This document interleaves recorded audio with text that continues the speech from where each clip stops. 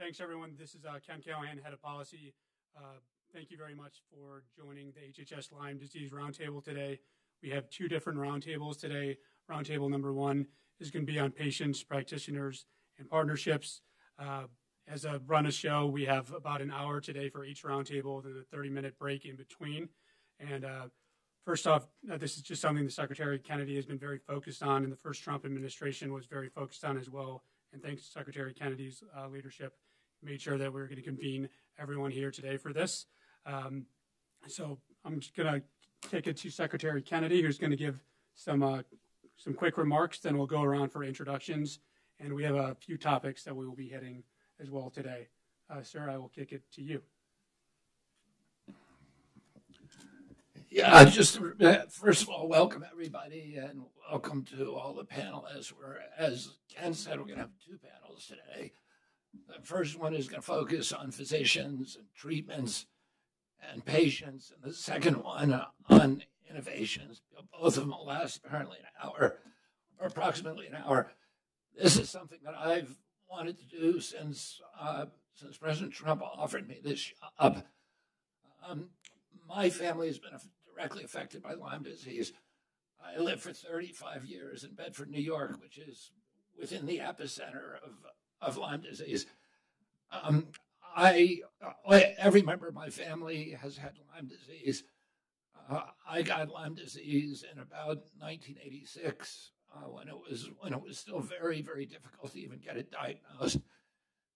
Luckily for me, I got the classic bullseye on my arm, and I was able to get antibiotic treatment that was successful. So I have not actually gotten sick from it.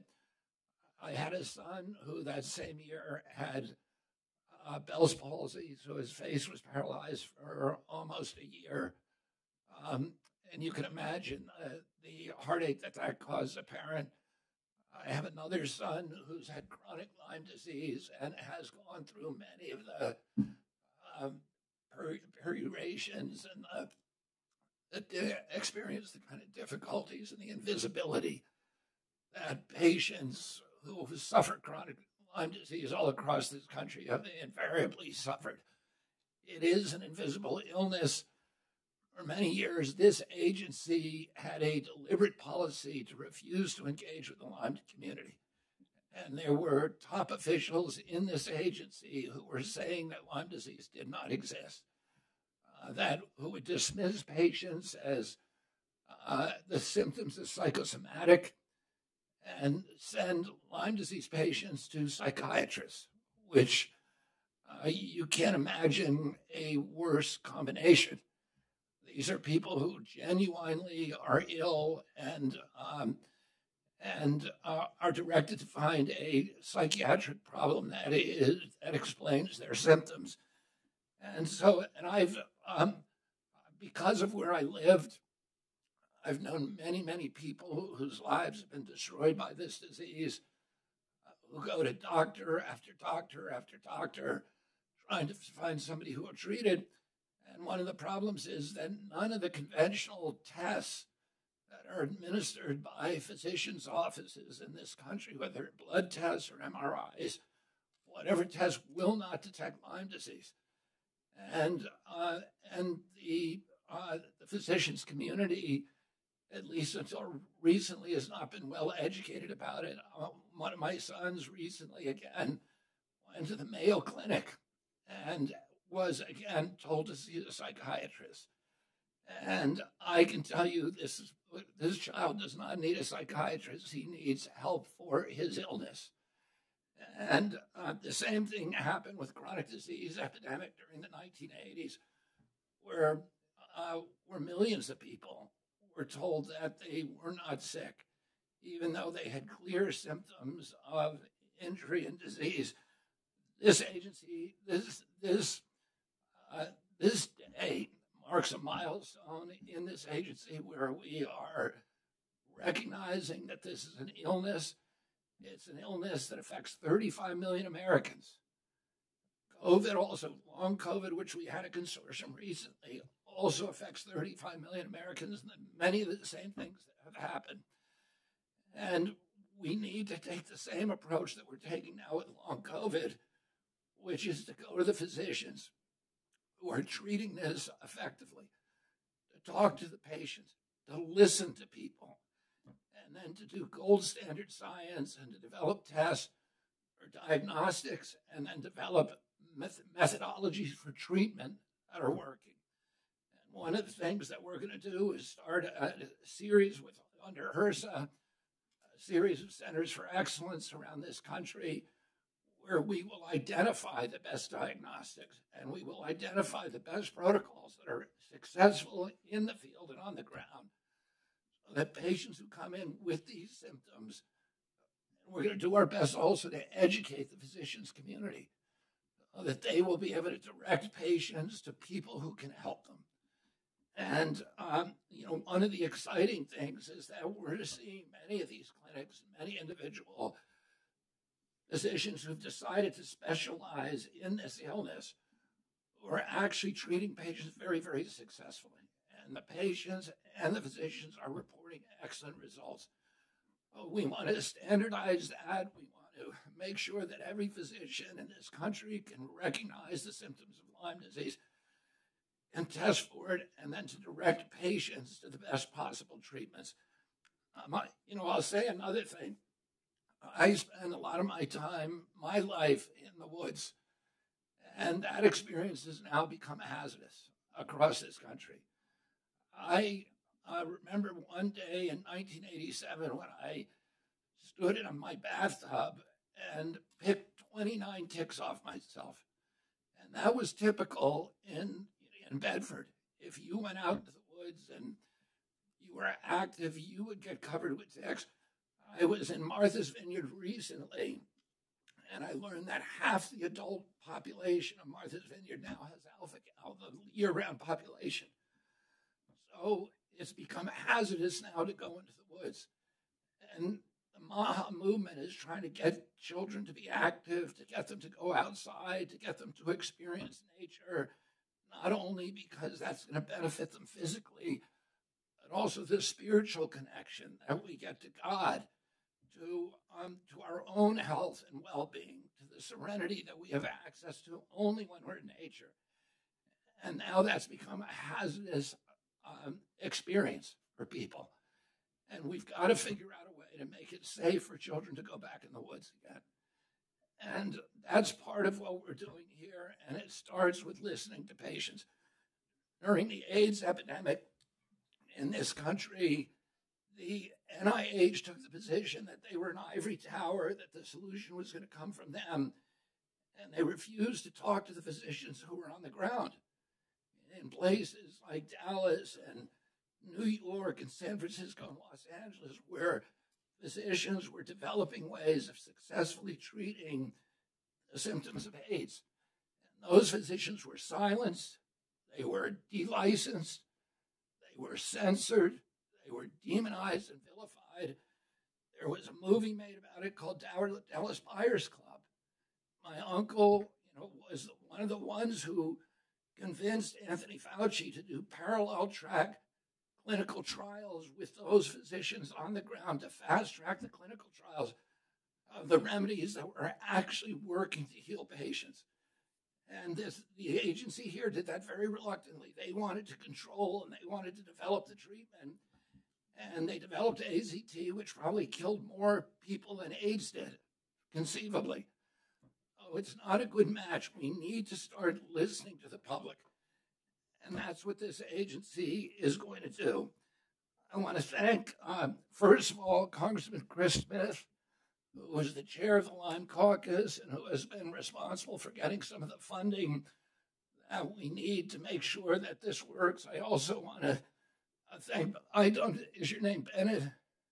Yeah, and I know your boss, Steve Cohen, Alex Cohen, who live very close to me in Bedford and who also had Lyme disease ravage their families. And my daughter was best friends with their children. So I want to thank you on behalf of the Cohen Foundation for the resources that you've put into dealing with this terrible, terrible disease.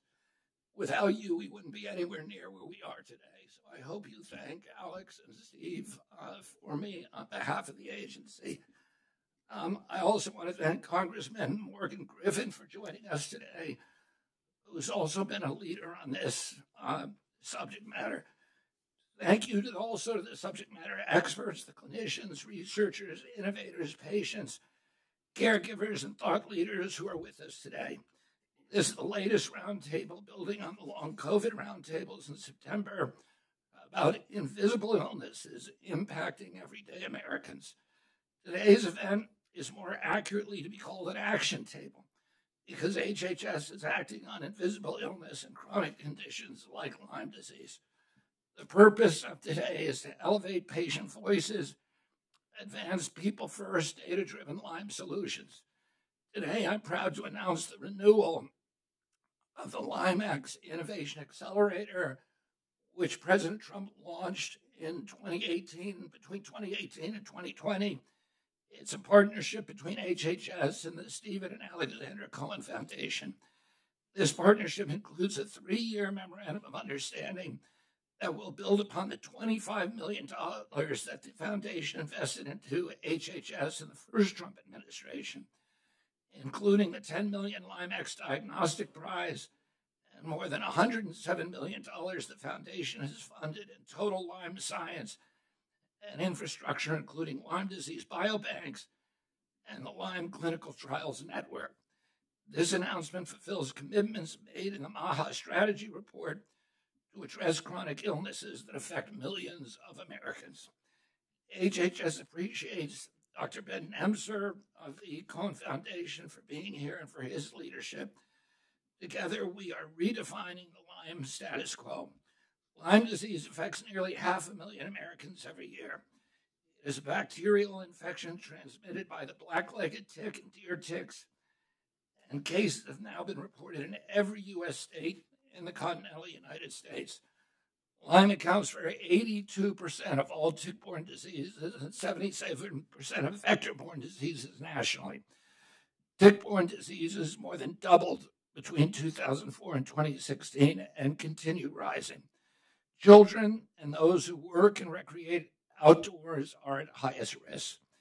Ticks also transmit an estimated 20 pathogens that cause human diseases, including those that mimic or compound Lyme symptoms. Some ticks cause alpha-gal syndrome.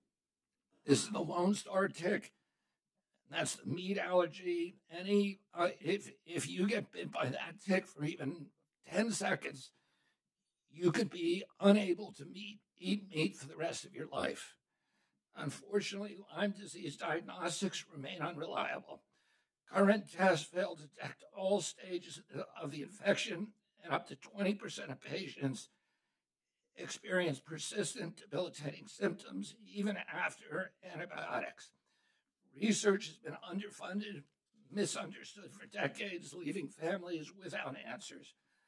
Comprehensive cost of illnesses studies have not yet even quantified the total economic burden of Lyme disease. Lyme disease is an example of a chronic disease that has long been dismissed, with patients receiving inadequate care and at sometimes derision. In the Trump administration, things are different. We are validating patients' experiences now. Our country is built on freedom, and MAHA is built on informed choice and medical freedom and good science. Patients must have clear information, real option, and the freedom to make decisions about their own care. This is especially important for complex chronic conditions like Lyme disease. I'd like to express my gratitude to everyone with us today. You've all been leading the way on making this invisible illness visible and impossible to ignore. All right. Thank you, sir, and thank you again. We'll echo you. Thank you, everyone, for being here today. So right now, we're going to have each roundtable participant, if you can please state your name, title, and a short description of some of the work you do, either treating or bringing awareness to Lyme disease, or some of the work you've done as a member of Congress. Congressman Smith, we'll start with you. We'll go counterclockwise around the table. Thank you so much. Mr. Secretary, first of all, thank you Let me say that again. Thank you. The patients, their families, everybody involved with Lyme disease and other tick-borne diseases are absolutely thrilled that you're walking point on this. And of course, with the full support of the president, and you are going to make the difference. 33 years ago, I met with CDC, NIH, and HHS people with a delegation from my state, because we're one of the epicenters of Lyme disease, top people from CDC. And part of the discussion revolved around, they were saying if you take 4 weeks of doxycycline, no matter what stage this disease is in, it goes away. And the insurance companies then said, 4 weeks, that's all we're going to reimburse for. And you know, we got them to admit that their recommendation was being misread, if that's what it was happening, that, you know, they were taking that 4 weeks as that's it for the insurance companies. And they claimed that they would reverse it, and they did. In '94, I offered an amendment to the NDAA, the Appropriations Committee for Armed Services. And frankly, Fort Dix is in my district, and we know that many men and women bivouacking were getting Lyme disease, going back to their states, National Guard and Ready Reserve, only to say, what do I have here? Getting misdiagnosed by doctors who were very ill-informed about what was going on. So we did a $850,000 per year program, and it took off. It did become law. In 1998, I introduced the Lyme Disease Initiative of 1998. It had all of the components that you mentioned, trying to find a way of treating, but before that, of discerning who has it, who doesn't, you know, a diagnostic, whether or not vaccines may or may not be applicable. And it was a comprehensive bill. It was bipartisan. One time I had over 100 co-sponsors, could not get it out of the Energy and Commerce Committee because people in this building were saying, nothing to see here. I was disgusted because I knew a lot of people who had Lyme, including members of the Assembly in New Jersey and others and friends. So it was like, how can you do that? It wasn't until the 2016, and you know this, 21st Century Cures Act, that we put the mainstay of that bill from 1998 into it, dealing with the issue of a blue ribbon type commission, a task force that would leave no stone unturned, with Lyme literate people participating. That was transformational. And what Secretary Azar did with his Lyme disease initiative and what that report, they finally recognized Lyme, chronic Lyme, which had been a culture of denial for decades. They wouldn't call it that per se, but they called it that. And so that anyone who didn't get it right away, the way you did with the antibiotic, with the bullseye, could you then, you know, get some treatment. We did the Tick Act. There was a bipartisan effort again, and you have the senator who championed it on the Senate side, Kay Hagan Tick Act. We're going to reauthorize it this year again. And tonight, the Senate will vote on their NDAA conference report. And I put in an amendment that passed 4 times. It failed, passed in the House, failed in the Senate, to finally look at, and I know you have spoken out so well on this, where did this come from in its hyper current manifestation? Was it at Fort Detrick? Was it at the place right near you? Plum Island. Plum Island. Was it there? And GAO will be fully empowered to leave no stone unturned, and now it'll have a congressional mandate to get to the bottom of it, because they were weaponizing ticks. Dr. Berthofer, as we all know, was a weapons expert. And he told Chris Newby in her book, Bitten, and I know you've read it, I've read it twice, quoted her extensively, that she looked at his files. And we weaponized, you know, it was stopped by Nixon, that's how far back it goes, but the legacy of that biological weapons testing and the like has been absolutely cruel to our own people. My daughter, eldest daughter, 48 years old, she has chronic Lyme. She manifested about 10 years ago and has been very sick. She has a Lyme literate doctor. Very, very aggressive effort to try to hold it in abeyance, because in a way you don't get cured. So I can't thank you enough. And I mean this, because we used to talk to the wall in this building. And they were always polite, would sit there, yes, and then nothing would happen. And you're doing it. Thank you, and God bless you. Thank you, Congressman.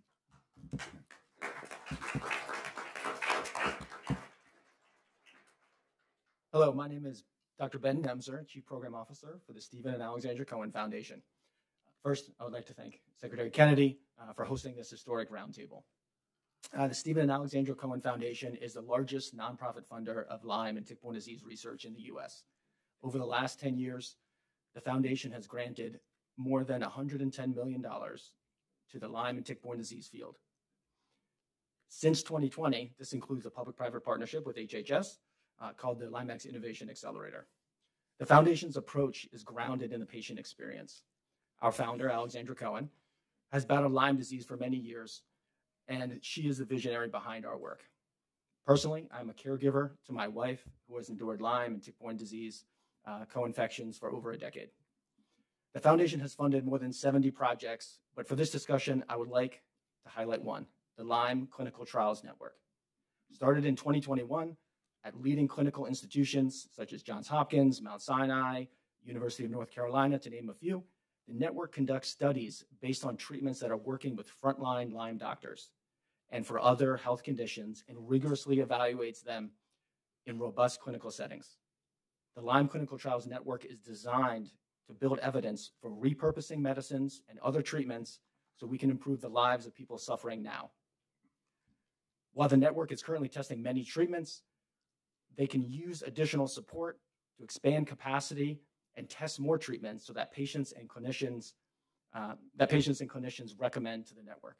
Moreover, once the evidence is generated, the network needs support to disseminate this knowledge, to educate and train hundreds of thousands of frontline clinicians across the country.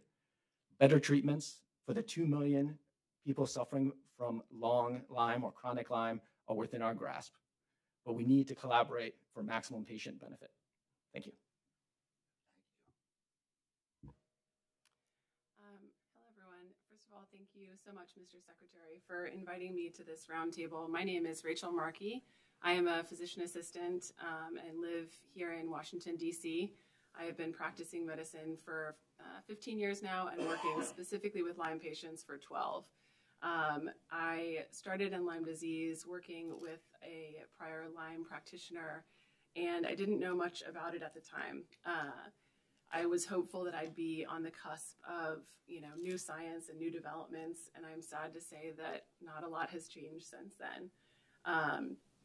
So I'm excited to be here to see what kind of innovations and what next steps can be taken. I'm honored to be here to give a voice to my patients who are family to me and who have been marginalized for years and years.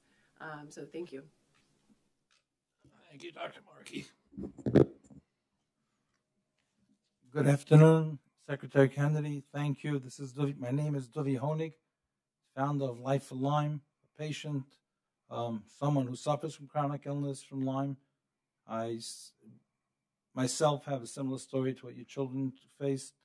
I went into the hospital 15 years ago, thought I had a stroke.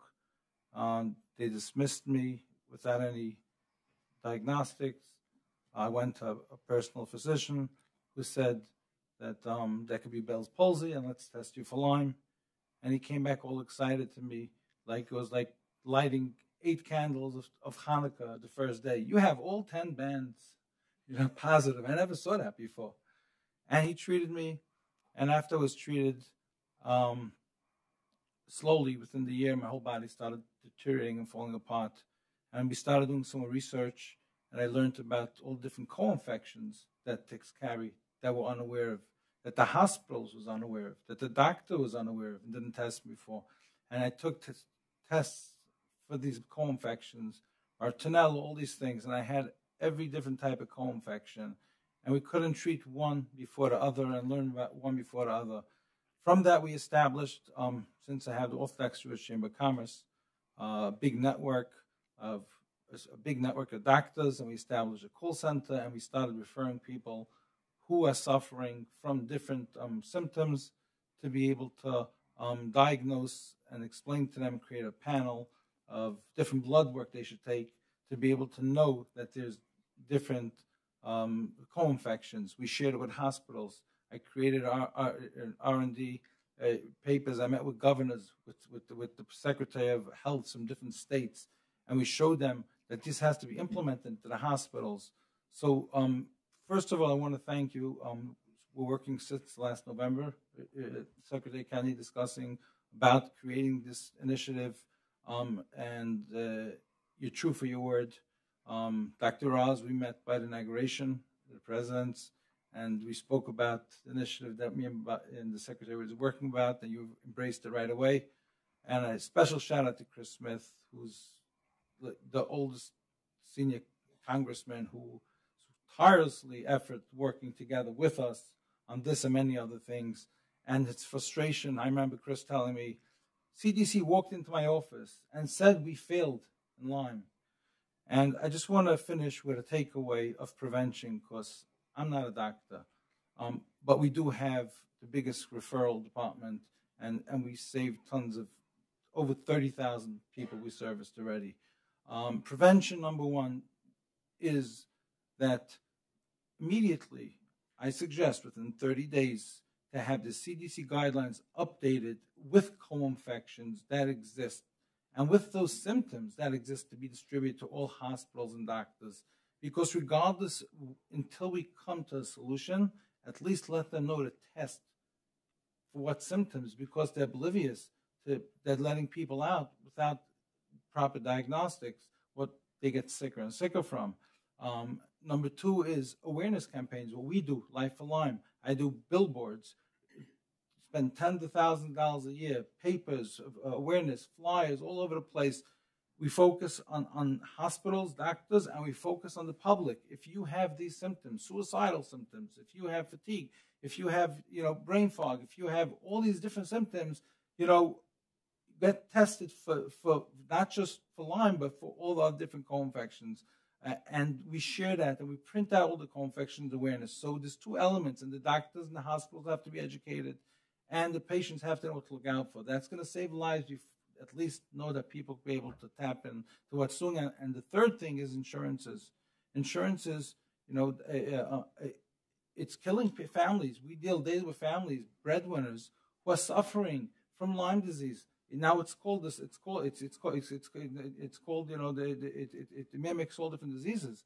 So people are running from doctor to doctor, different symptoms, and at the same time they can provide to the families, and it's out of pocket because insurance only covers the first initial meeting. So with having said that, insurance should be addressed right away, and it should be even this should be executive order that they have to cover the extended care.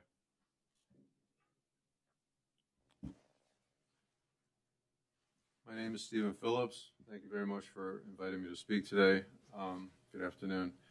I'm a physician, researcher, and author. In 1996, I opened my medical practice, and from day one, we focused on chronic illness. And the goal was to identify and diagnose properly chronic infections that are known to cause a wide range of chronic and autoimmune illness, things like Lyme and others.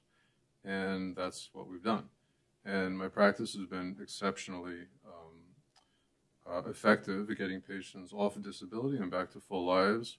And these results have been replicated over several decades, over more than 25,000 patients. My research areas have been fairly broad. I started out with microbiology and immunology work, went into innovative ways for direct detection tests, which are desperately needed.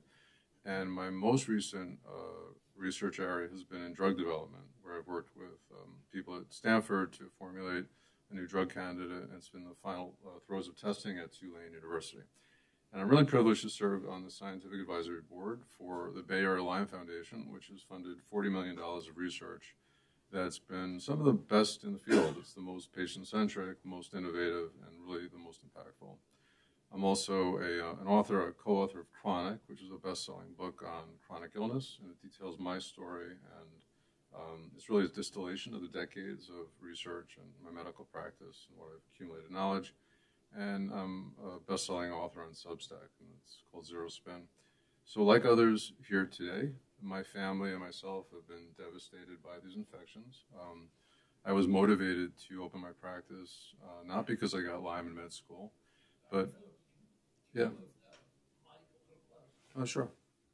I take it after my dad with my soft-spoken. I said I was motivated to do what I do because of my father. I ended up getting Lyme in med school, and it was a chronic and relapsing course, but it was not disabling.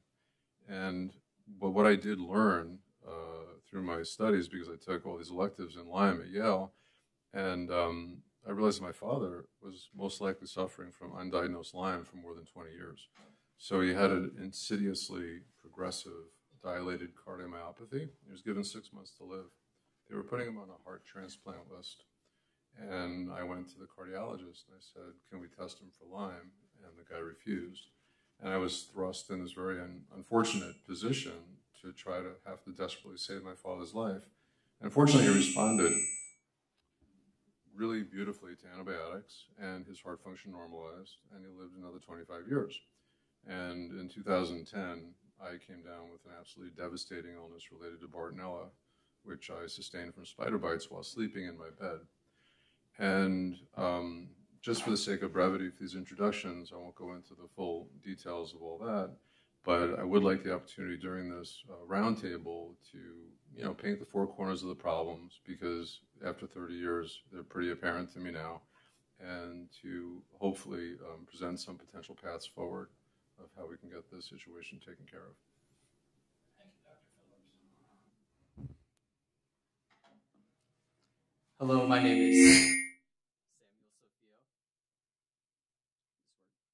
Hello, my name is Samuel Sofio. I'm from Cincinnati, Ohio. I'm a junior at Cedarville University. Secretary Kennedy, thank you for the honor of being at this table, and thank you all for caring about those afflicted with Lyme disease. My story reflects many across this nation. In 2020, I became chronically ill. My parents, who watched me sprint across the soccer fields, now watched as I struggled to go on walks. I'm so sorry. Oh. I'm still All right. My story reflects many across this nation. In 2020, I became chronically ill. My parents, who watched me sprint across soccer fields, now watched as I struggled to go on walks, to take deep breaths, and even just to function without pain and fatigue. My parents drained their hard-earned money with doctor appointments, blood tests, heart monitors, and imaging. The medical system tossed us back and forth, leaving us at the end of the road broken, with misdiagnoses, little in our wallets, and no answers. If it wasn't for my relationship with Christ, I would have lost hope.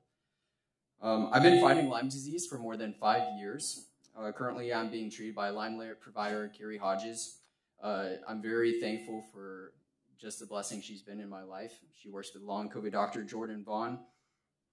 As you all know, patients need better and affordable testing. We need insurance to cover our treatments because we pay out of pocket. Thankfully, organizations like Limelight help patients with this. Lastly, one Lyme sufferer said, "Let me know if you find something that works." Some patients spend years sinking all of their money into treatment, but they don't get better. We are hoping for more research to know what works. Secretary Kennedy, I know that you understand the impact of Lyme disease, and I want to say thank you, and thank you all. I know that you all are fighting for us and are dedicated to gold standard care. Thank you.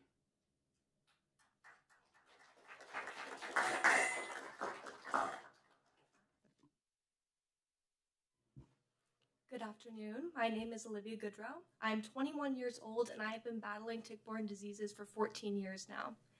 It took... Yes, I can. Better? Wonderful. I'm 21 years old and I've been battling tick-borne diseases for 14 years now. It took 51 doctors and 18 months for me to just be diagnosed with Lyme disease. Then it took another 3 years and 4 more doctors to be diagnosed with 5 other co-infections. At 12 years old, I started the Live Lyme Foundation to give money to kids to afford their Lyme disease medication, to give funding, and to promote awareness. Starting at 13, I began developing apps, including Tick Tracker, the Long Haul Tracker, and Tickmojis, which I will talk about later. Through Live Lyme, I've hosted 6 scientific international summits that have had participants from over 50 different countries. I've also written my memoir, But She Looks Fine, From Illness to Activism, which details how I turned Lyme disease into Lyme Aid.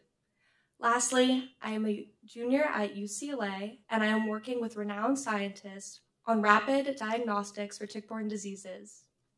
Secretary Kennedy, thank you so much for inviting me here today, and thank you all here for the incredible work that you do, and I look forward to making history.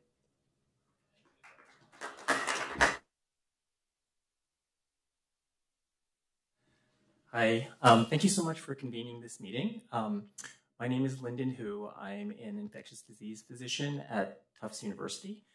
So I think I'm probably part of that ivory tower.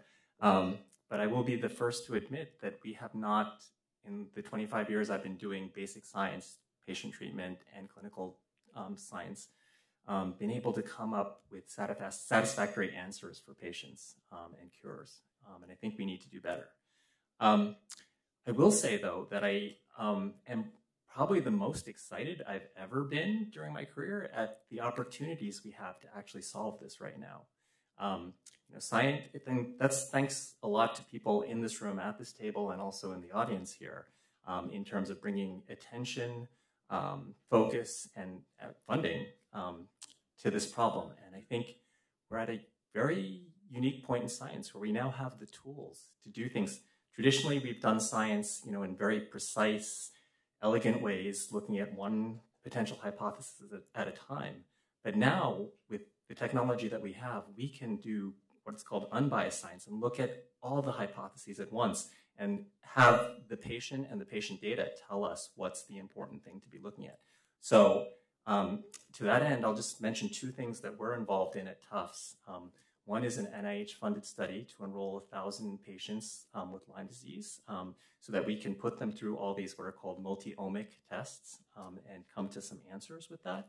But one of the unique things that we're doing with that study is that we are actually using clinicians on the front lines and as our research centers. And so they're the ones who are involved in bringing the patients to us, enrolling them, and being involved in telling us what they're seeing. So we've learned a lot through that trial, and we're only in our first year in terms of how to work with clinicians, busy clinicians who are not prepared to do research, and what kinds of support we need to give them to be able to do the best kinds of research.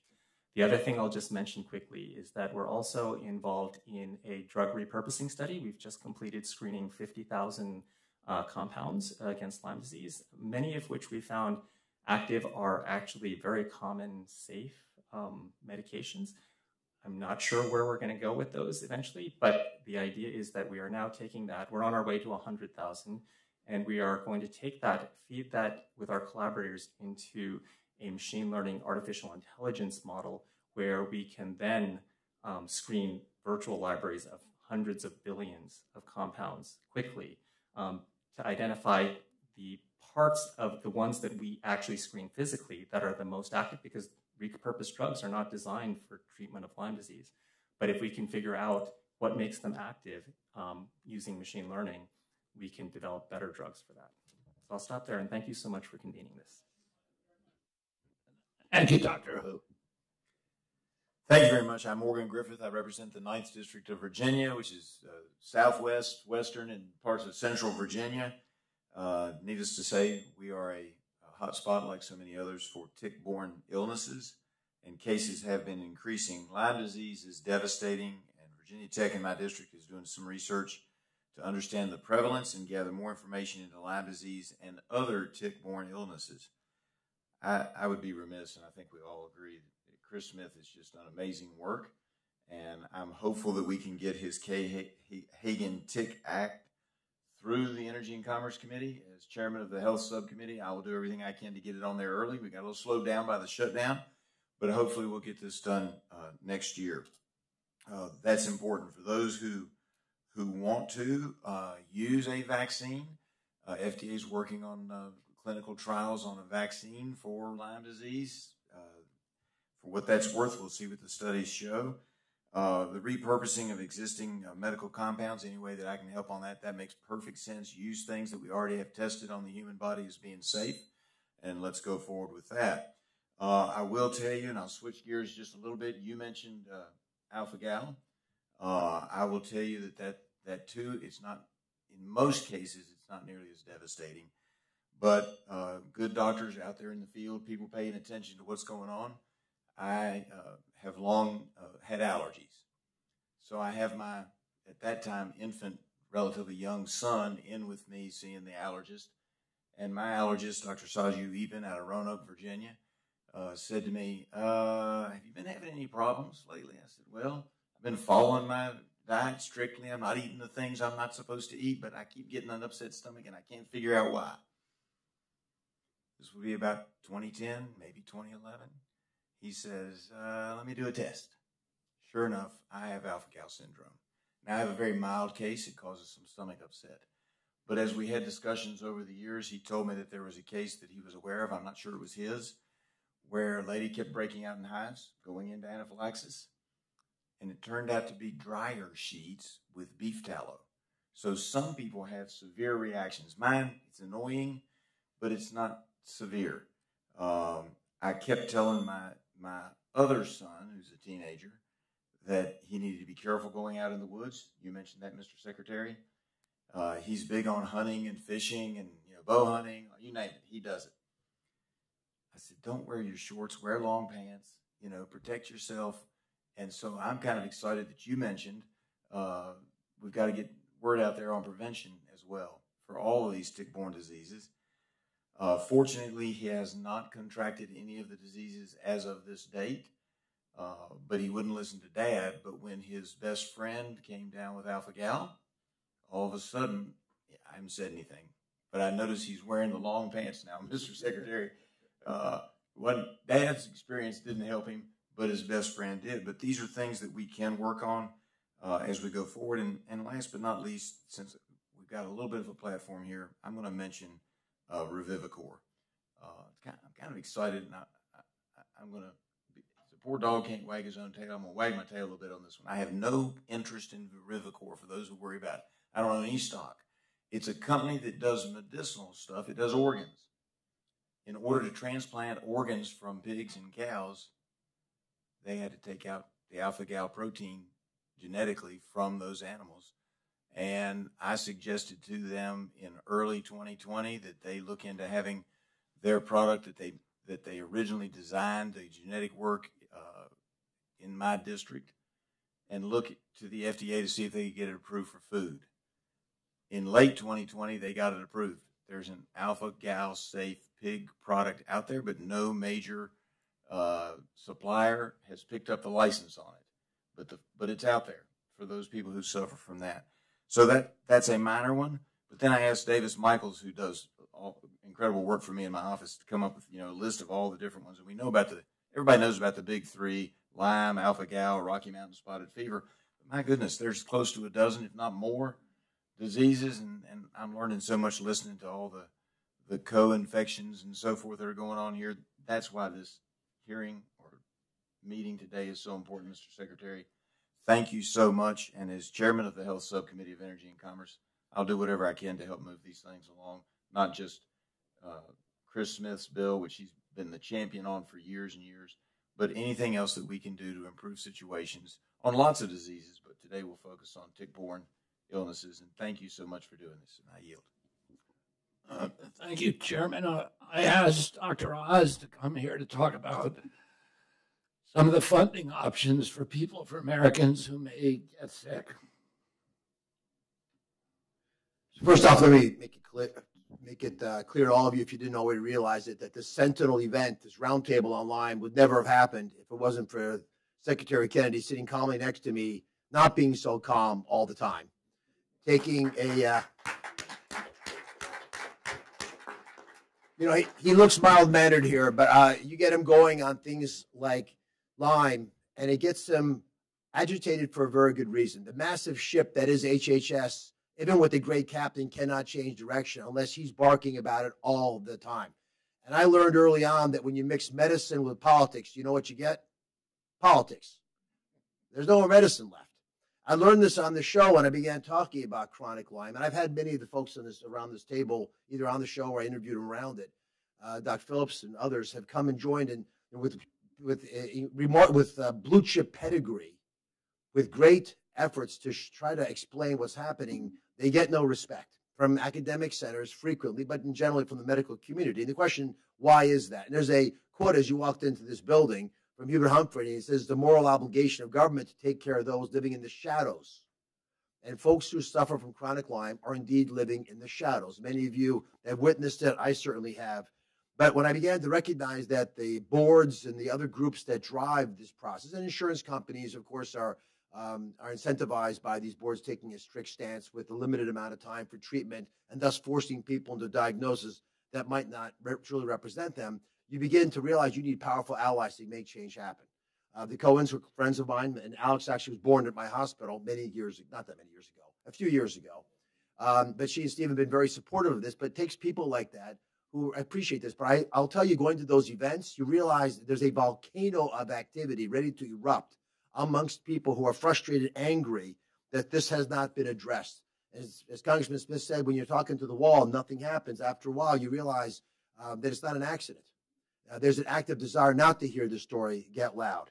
And so we began looking into this a little bit at the instruction of Secretary Kennedy and noticed a few things. First off, in the chronic disease categories, especially with Lyme, there's a general short-circuiting of the system. So it becomes a condition that resembles other conditions. It makes it hard to put it into a bucket. So if you don't want to put it in a bucket, it makes it that much easier to avoid managing it. There are about 90,000 cases of Lyme disease reported by the CDC. Now, you heard a much larger number from Secretary Kennedy, didn't you? Others will probably reflect that. But we only know about 90,000 because only 90,000 fit into one of those buckets. That's data from 2023, by the way. It is still the most common tick-borne disease in North America, but it's not nearly what it truly represents in the impact it has, including economic impact on our country when college students can't show up in class, get educated, go to school, and become contributing members of society, which is one of the values of investing in healthcare. Of those people infected by chronic Lyme, in addition to memory loss problems, joint pain, debilitating amounts of discomfort, often, you end up with destructions of families. People don't even know what to think about their relatives. My family's from the eastern part of Pennsylvania. Is a lot of Lyme disease. I can't even keep track of the number of relatives who have Lyme disease, much less my friends. And these people are not crazy. We talk about it in many different contexts, but that's how they're labeled. So Secretary Kennedy asked us to address funding issues. He asked me to run the Centers for Medicare and Medicaid Services. And the question is, will we pay for Lyme disease? So Medicare, which covers 68 million Americans, 90% over the age of 65, but chronic disease categories are often treated as well. It turns out, have a long list of ailments that they treat. And Secretary Kennedy, I brought you this list, but it includes things you might expect on a list like this. Alzheimer's disease, asthma, atrial fibrillation, autism is on this disease for treatment, some chronic ailments like cardiovascular disease and cancer when they're in that category. But it turns out that we can cover chronic Lyme disease. It's actually already covered, and we've updated our website to make it clear that chronic Lyme disease is present because it's a disease that is, and I'll read these words too because I want you to understand, because this is what the statute's on the website right now. Clearly identifiable infectious triggers. That includes Lyme disease. Now, when you get bitten by a tick, many things happen besides Borrelia. Other things can get infected, viruses sometimes that are hard to identify, but clearly identifiable infectious triggers and difficult to identify infectious triggers both belong in this management structure. So we've updated the chronic care management category for Medicare, which are people whose chronic conditions, and they have to have at least two, will expect it to be lasted at least 12 months or until death. We don't want the latter. We want the former, so we're going to pay for it. Secretary Kennedy, there's my homework assignment. And we announced this today because, again, it wouldn't have happened without a person who's curious and courageous. And Secretary Kennedy said this in the very beginning. We should listen to patients. He listens. He listened to all of you, and he wants us in the medical community to listen harder as well. With this Medicare guidance, and because the Lyme is quantified as an infectious associated chronic disease, I think we can make America healthy again by making it easier to be healthy in America, by getting serious about the management of this terrible problem. Bless you for hosting this. Thank you very much, Dr. Oz. One of the reasons we wanted to host this meeting, as I made clear, is to announce to the world that the gaslighting of Lyme patients is over. And we now,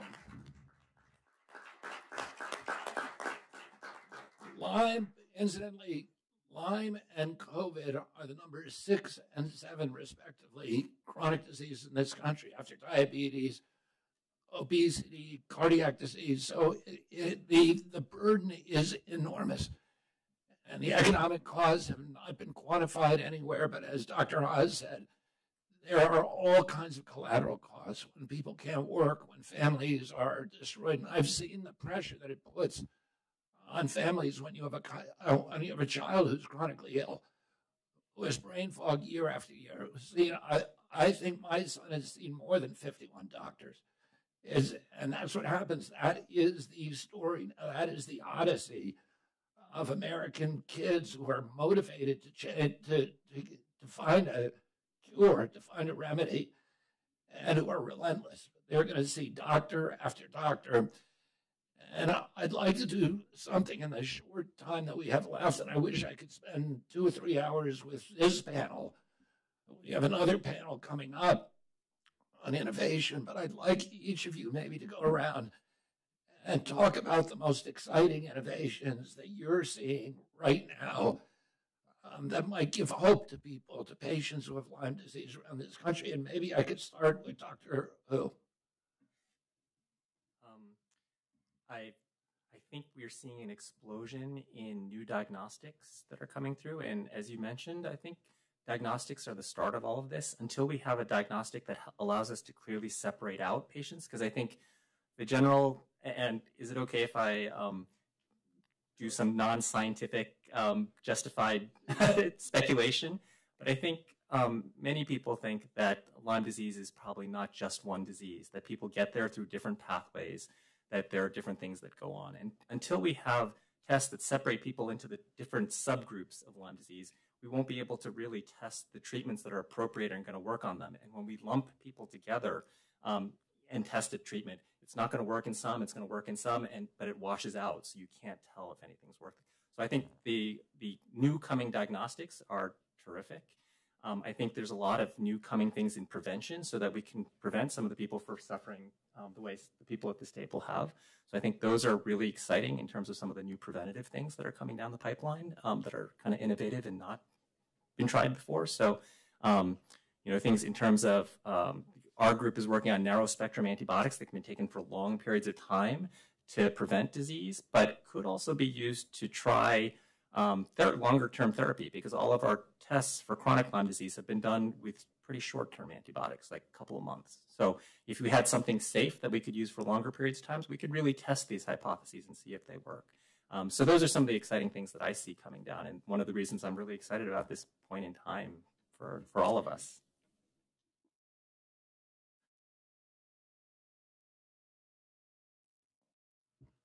Absolutely. I think going on topic with the diagnostics, there are incredible diagnostic tools that are being developed. And one that I'm actually working on is through UCLA, and it is a rapid XVFA Lyme disease test. That is a multiplex vertical flow assay. And to put this into layman's terms, today, diagnostics with Lyme disease, they take time. They take time, and tick-borne diseases, they do not have time. They are very time sensitive. And this can be completed within 20 minutes. In our hopes, you could buy it at a Walgreens store. And I believe that this is a rapid test for tick-borne diseases that could really help people all over the world, especially in rural areas where they might not have access to clinics. Additionally, LymeSeq is also working on a multiplex immunoassay, which has AI learning as well, and it has a 94% sensitivity rate, which means that it is extremely capable of detecting tick-borne diseases and Lyme disease. So I think that a lot of universities and a lot of groups are creating incredible diagnostic tools, and I think what we can do is really just fast-track these innovations, because once we get a diagnostic tool that can accurately detect tick-borne diseases, Lyme disease included, then that allows a lot more capabilities for getting proper treatments, medications, insurance companies to cover these things. So those are some of the innovations that are out there.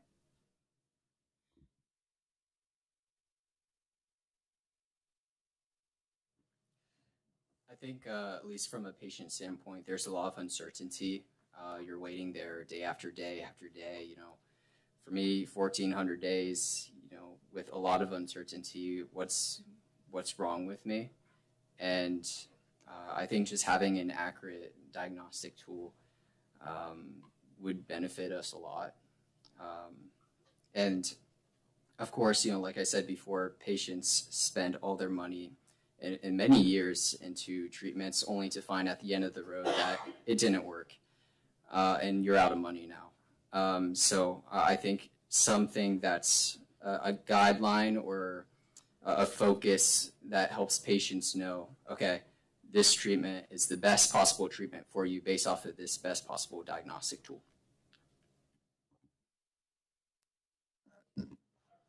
Dr. Phillips. Yes, thank you. So I would hate to be a wet blanket on everyone's optimistic parade here, but to make better antibodies, we desperately need them because the current antibody testing on their best days is kind of abysmal. They miss more cases than they diagnose. However, on day 21 of doxycycline, those antibody tests, even when positive, fail to be useful. We really need direct detection tests. You know, Lyme bacteria have been extremely difficult to culture from infected hosts after a period of time. If you inject Lyme bacteria into a dog, you let the dog get sick for a couple of months, you know the dog is sick, the dog has Lyme, you did not treat the dog, you can't isolate Lyme bacteria from the blood of the dog. It's very difficult. Despite that difficulty, these organisms have been obtained alive from not only animals, multiple species, when they cut them up after therapy, they have been found in human tissues around the world. We know that the pathogen persists, and yet we don't have a good direct detection test on the market. We can't even kill Lyme bacteria in the test tube with the several antibiotics that are recommended by the Infectious Disease Society of America as the purported curative treatments for Lyme. The situation, if you explain this to Joe the plumber, they would say, what is wrong with this field? It is so messed up. How can this paradigm have persisted for so long? This is an easy to diagnose and easy to treat illness when the facts speak otherwise, and they have done so for decades. And when it comes to Bartonella, Bartonella is a beast. It's incredibly antimicrobial resistant. There's only one class of antibiotics that actively kills and effectively kills Bartonella, and that is aminoglycosides. And they are hamstrung by horrible pharmacokinetics. They don't get inside cells. Bartonella is an intracellular infection. They don't pass the blood-brain barrier. Bartonella does. They are horribly toxic. People can only be on them for a couple weeks before developing, ear toxicity and kidney toxicity.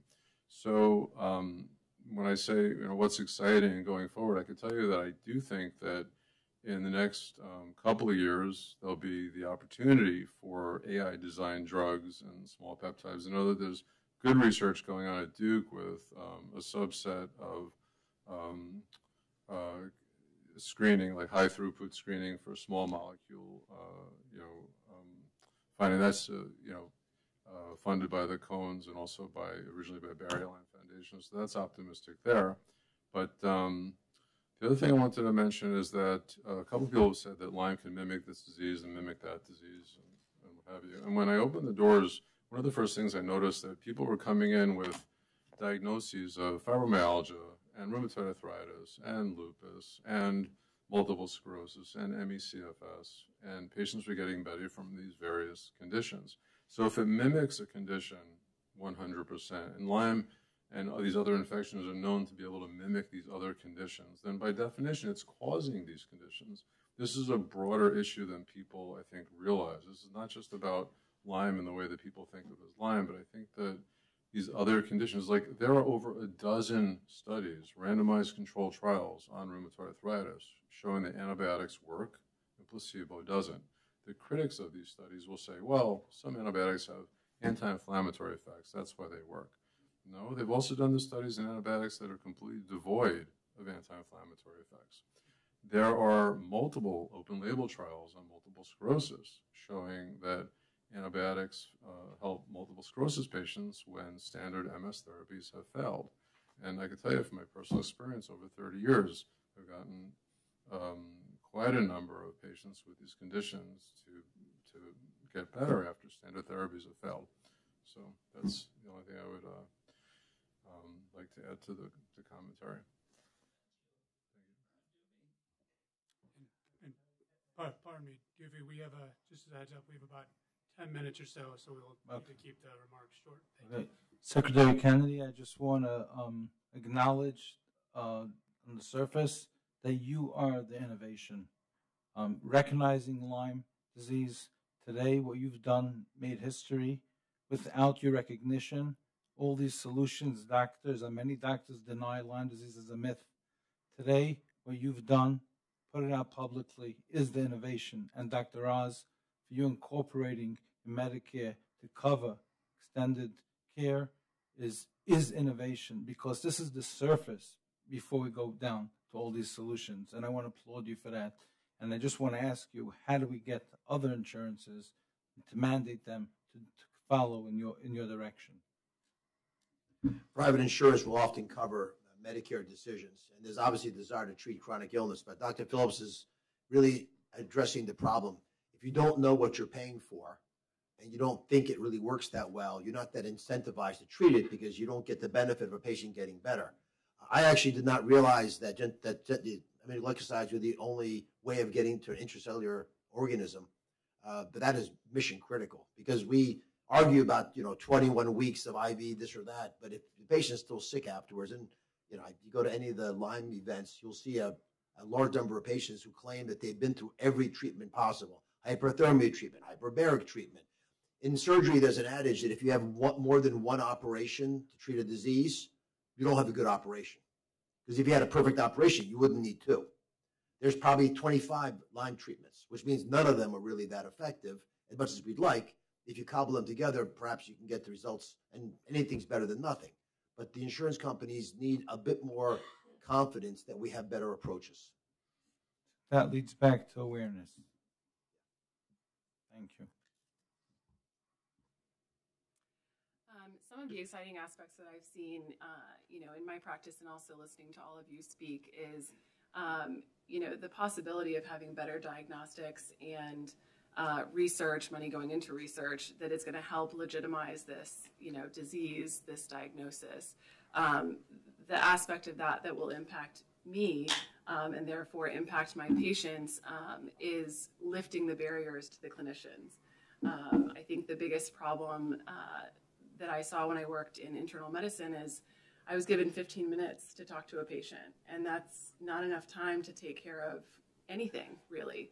I started working with Lyme patients, and I was afforded the ability to spend an hour, if not longer, with these patients, and that is critical because this is a disease that affects every system of the body, and you have to systematically go through those systems to support the body so that it's in the best condition possible to treat.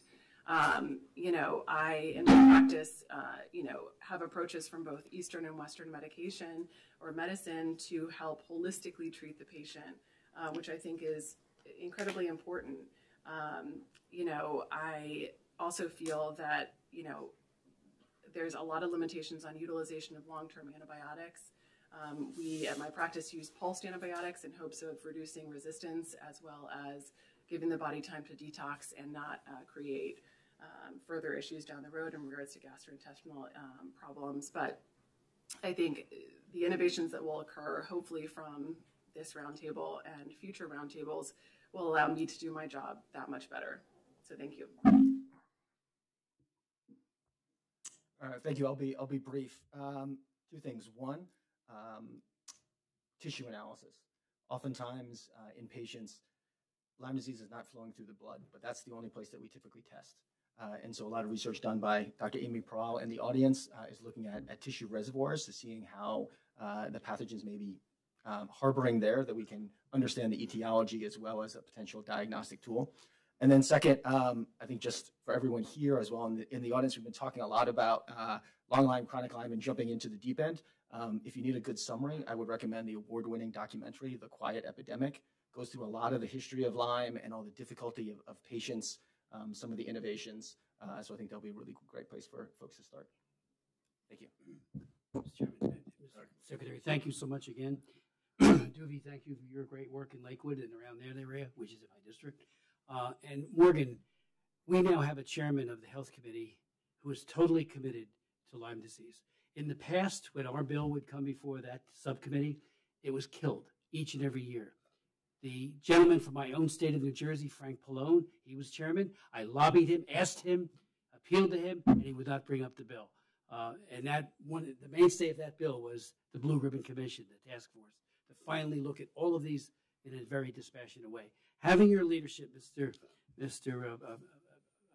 Kennedy, is just, and you too as well, is extraordinary. We always had like a civil, okay, thank you, go on, have a nice day, from the top people at NIH, CDC. I mentioned that 82 meeting, the 92 meeting, I should say, was unbelievable. They were the best of the best, top people. And they basically said, no, thank you. There's the door. Chronic Lyme does not exist. There needs to be something to be done with the infectious disease side of America. They lobbied aggressively against our bill. And when last time we got the bill passed on looking into what we may have weaponized the ticks, the big story in the Washington Post mocking the heck out of me for offering that. And I asked the reporter, have you read Bitten? Have you looked at any of this stuff? No, no, no. And yet they carried the story like we have a tinfoil hat on our head. I was very incensed at that because who gets hurt? All of those people, Megan Bradshaw is here. Megan told her story recently. She should be on television talking about not only her courage, but her overcoming spirit. And she is just one amazing former patient. She still deals with, obviously, these issues. And Olivia, when she talked about her tick tracker, what an amazing thing that is. I've had hearings on my on Foreign Affairs Committee. I've had hearings on how this is global. You know what the pushback was on that, Mr. Secretary? Oh, if you're in Canada, you probably have visited the United States at some point. And I had a senator there tell me that that's what he was told by officials there. I think that's changing, but this is a global issue that needs to be treated as such. Again, can't thank you two great leaders enough. Morgan, thank you. Well, thank you very much, Chairman. And I want to thank all the panelists for being here. I want to thank my partner and friend, Dr. Oz, for joining me, Ken Callahan. And stay tuned. We'll be back in about 20 minutes with the next panel. Thank you all very much. And thank you, the audience, for coming.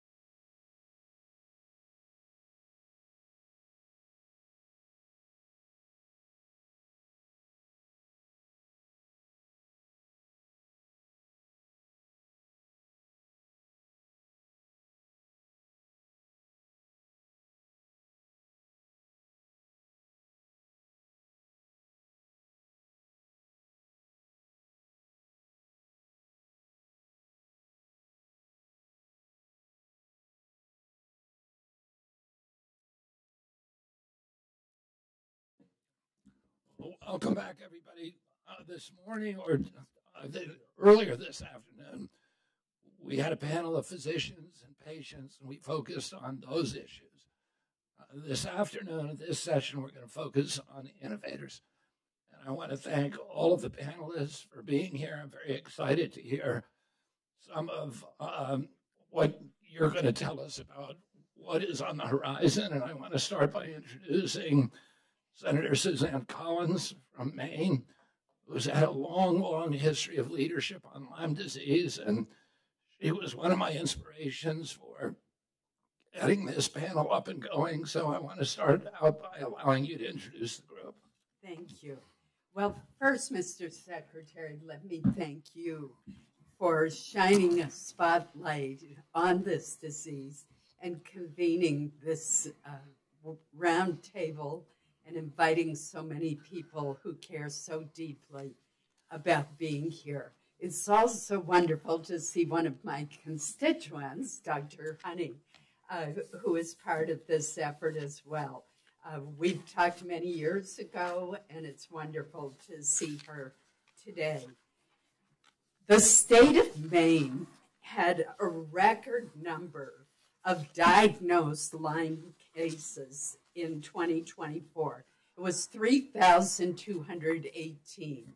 And I mentioned the word diagnosed cases because the actual number of cases is undoubtedly much higher. The projections are that this year's total will be even greater. We know that early and accurate diagnosis can reduce costs and improve prognosis.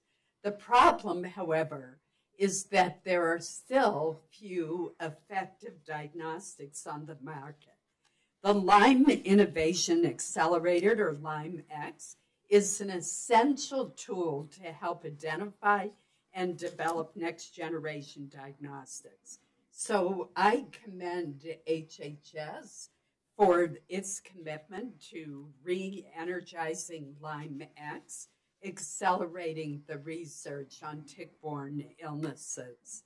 I also want to salute the Stephen and Alexandra Cohen Foundation, the largest public-private partnership to combat tick-borne disease, because they augment the federal efforts and accelerate the discovery of diagnostic tools, testing, and implementation. The fiscal year 26 Senate version that funds the Department of Health and Human Services maintains $5 million in funding for the LymeX program. Funding will be used for exciting new developments in Lyme disease diagnostics and treatment. It is also very important that the Kay Hagan Tick Act, which I first introduced in 2019, be reauthorized. She was a colleague of mine who sadly died of a tick-borne illness. Currently leading the Kay Hagan Tick Reauthorization Act with me is Senator Tina Smith. The bill has 22 bipartisan co-sponsors. It passed out of the Health Committee by a vote of 20-1. Unfortunately, it's being held up by one senator. I'm still working on him. But the original Kay Hagan Tick Act, which President Trump signed into law in 2019, has led to some measurable successes. It had three components. First, it required HHS to develop a national public health strategy to prevent and control vector-borne diseases. It identified 4 outcomes to help guide public health activities toward measurable and meaningful impact.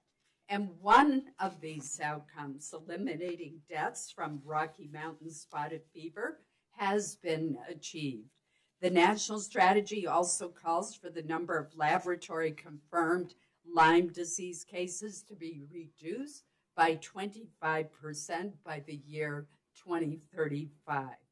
It's important to set that kind of goal. The Tick Act also reauthorized regional centers of excellence in vector-borne diseases. And taken together, these centers have supported more than 225 vector-borne disease prevention and control research projects and contributed to the scientific evidence base with more than 600 publications. It's also trained healthcare professionals, and I think that that is really important.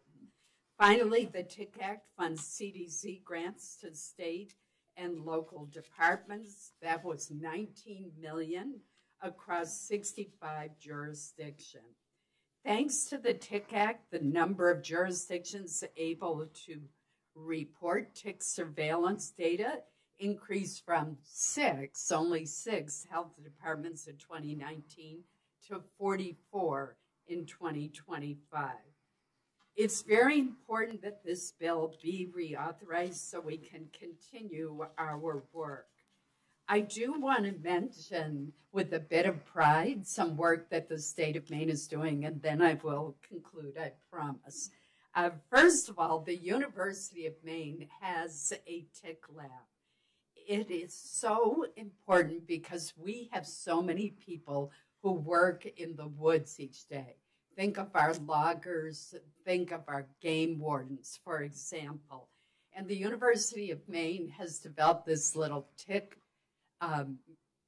case that they can send a tick to the lab where it can be analyzed for pathogens.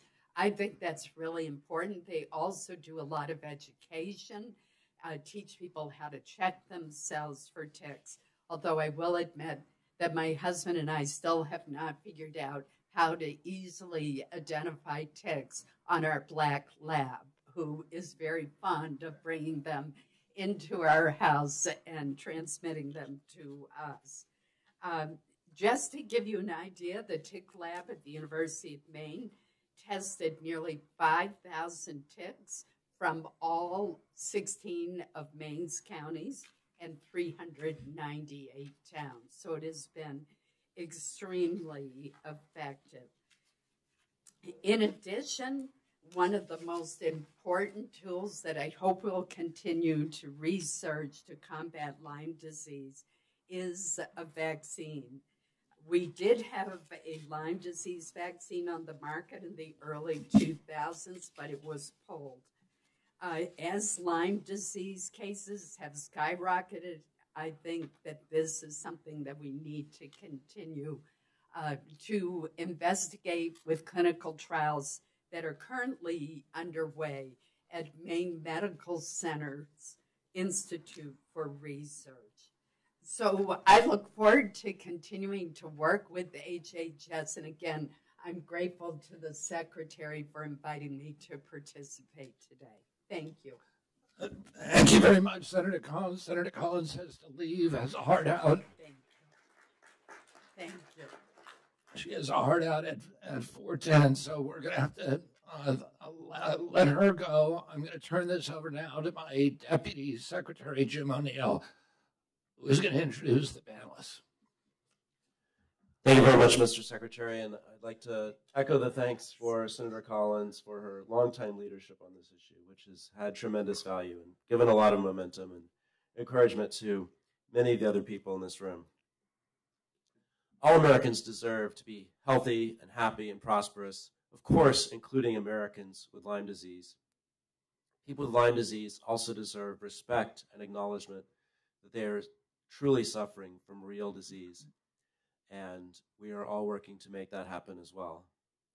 As the Secretary said in the first panel, many of us were in Martha's Vineyard in September, including Jay and me and the Secretary for Tribal Advisory Council. And we heard from the Wampanoag tribe in Martha's Vineyard about the explosion of Lone Star ticks in Martha's Vineyard. So tick-borne illness are very much on our mind this autumn and in our hearts. Also in September, in this very room, the three of us and some others issued the MAHA strategy report. All of us at HHS are working hard to fulfill all 120 commitments from that report. One of those directives calls on HHS to use artificial intelligence to reduce the economic burden of chronic disease. And this event shows that we're not waiting for the new year to act. I would now like to ask our distinguished panelists to introduce themselves with name and title and what you're doing to work on Lyme disease. And we'll start on my far left with Dr. Bransfield.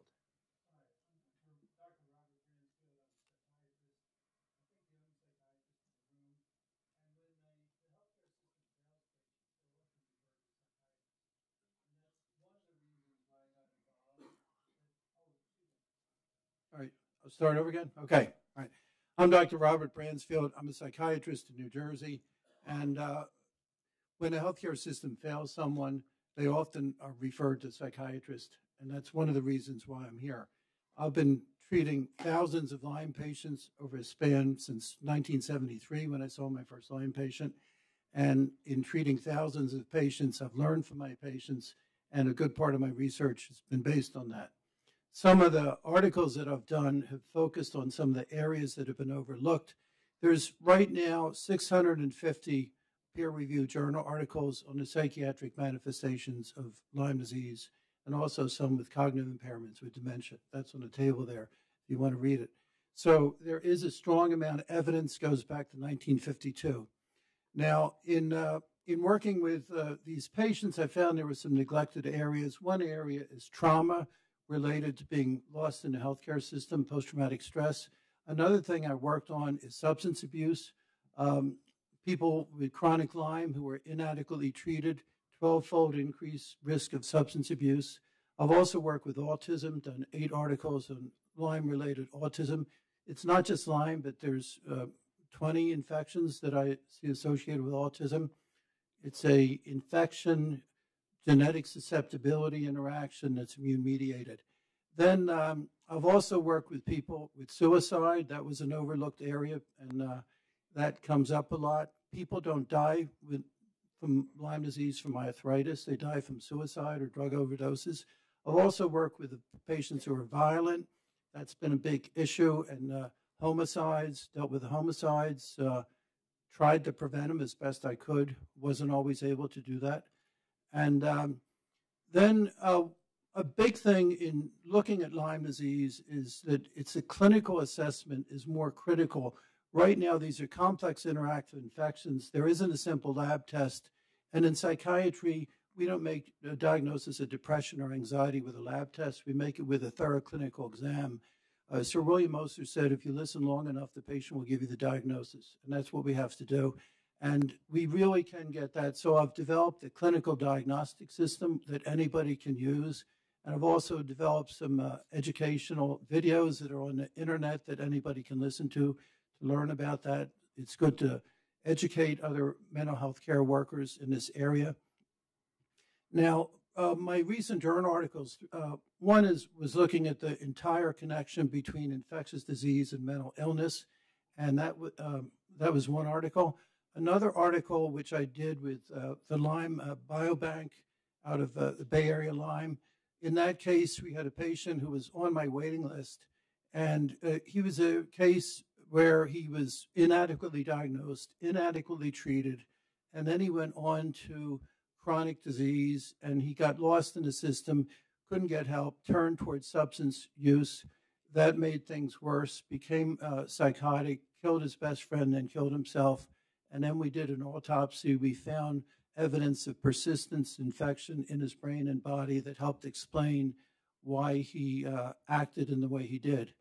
Another article that I did is looking at this interaction of, with COVID, my concern was that it contributed towards greater violence in the world, and I looked at proving that, how that occurred, but it also looked at the model of the role of infectious disease and violence on a regional and global level.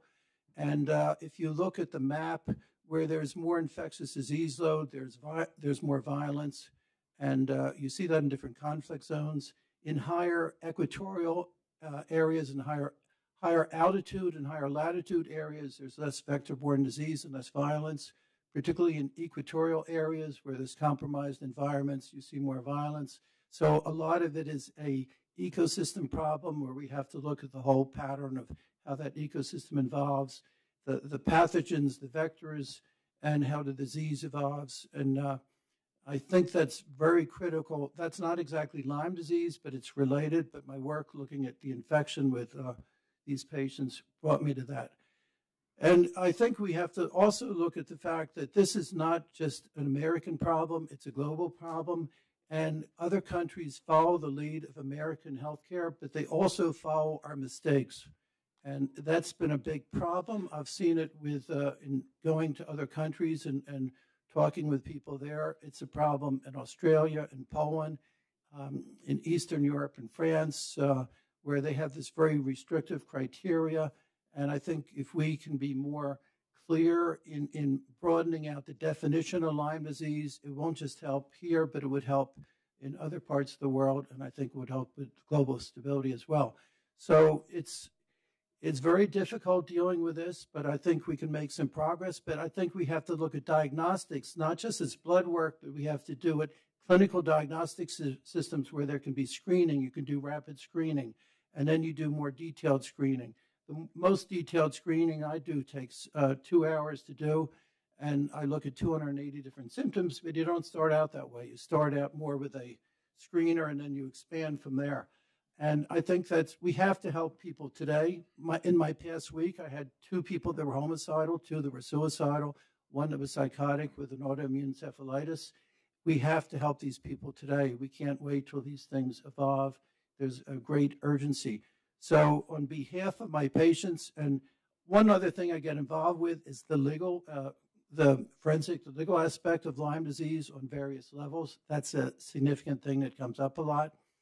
And on behalf of my colleagues with ILADS, I also organize people. I organize other psychiatrists and other doctors. I've done that since the 90s. And my colleagues are here from ILADS, and that's an organization where we help to promote and educate. And we also have to develop these biobanks, like the Bay Area Biobank, where there's 28 Lyme disease brains. It helps us with a lot of these studies. The gold standard is really with autopsy and tissue studies, and that's where we really are going to move forward and truly understand this. And I thank you very much and on behalf of my colleagues and my patients and myself for bringing attention to this critical issue. Thank you so much, Dr. Bransfield.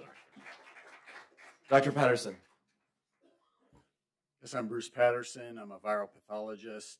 I've been doing pathology for over 30 years, so I've had my share of diagnostics and what we call pathogenesis, which is exactly how do bugs create disease. And, you know, I wrote an op-ed, Lyme, the pandemic that COVID uncovered 4 years ago as we were using machine learning and AI to develop a diagnostic for long COVID. And along the way, we found some aberrant patterns in the immune system that were intriguing, that had very signature markers of Lyme disease, interleukin 8, interleukin 4, TNF alpha. These are all inflammatory proteins that we've been talking about and have been published. And we finally developed an algorithm-based system to diagnose long COVID and distinguish it from chronic Lyme, because as a clinician seeing thousands of patients, they all come in and say, oh, I have fatigue, I have brain fog, I have exercise intolerance, I must have long COVID. Well, 4 years ago when we were first going through those iterations, a lot of these patients ended up having Lyme. And so they probably weren't even adequately treated at the time. And I still think that is a huge issue right now with clinical trials starting with long COVID, clinical trials hopefully in Lyme. We're about to submit one in January, is proper stratification of patients in these clinical trials. It's a very simple ask, but it's very difficult to come by. When people use the term diagnostics, diagnostics is a very, very broad term. There's diagnostics that say yes or no, you have something. There's diagnostics that say how much of something do you have. There's diagnostics that say you have this versus you have that. Or most importantly, in the Lyme context, the need for a diagnostic to say, is the bug active Is it actively replicating, or is there evidence of past infection? And I'll add a third condition that we just discovered, that much like in long COVID, there's retention of the pathogen's protein in white blood cells called monocytes that are nothing more than fragments of protein and nucleic acids. We just found the same thing in Lyme. In other words, we found that there were fragments of Borrelia protein in monocytes, and we show that those white blood cells are pro-inflammatory. They're producing all the inflammatory proteins that cause these extensive symptoms: brain fog, fatigue, joint and muscle pain, etc. We all know what those symptoms are. But the fact remains that there may not even be a replicating bug to treat with an antibiotic in certain cases. And that could be another potential mechanism for chronic Lyme that we have to look at. It may not be all about antibiotics, but immune modulation. We've been using one in particular called Maraviroc, which reprograms these white blood cells away from a pro-inflammatory phenotype. These cells also are able to migrate through the blood-brain barrier and cause neuroinflammation.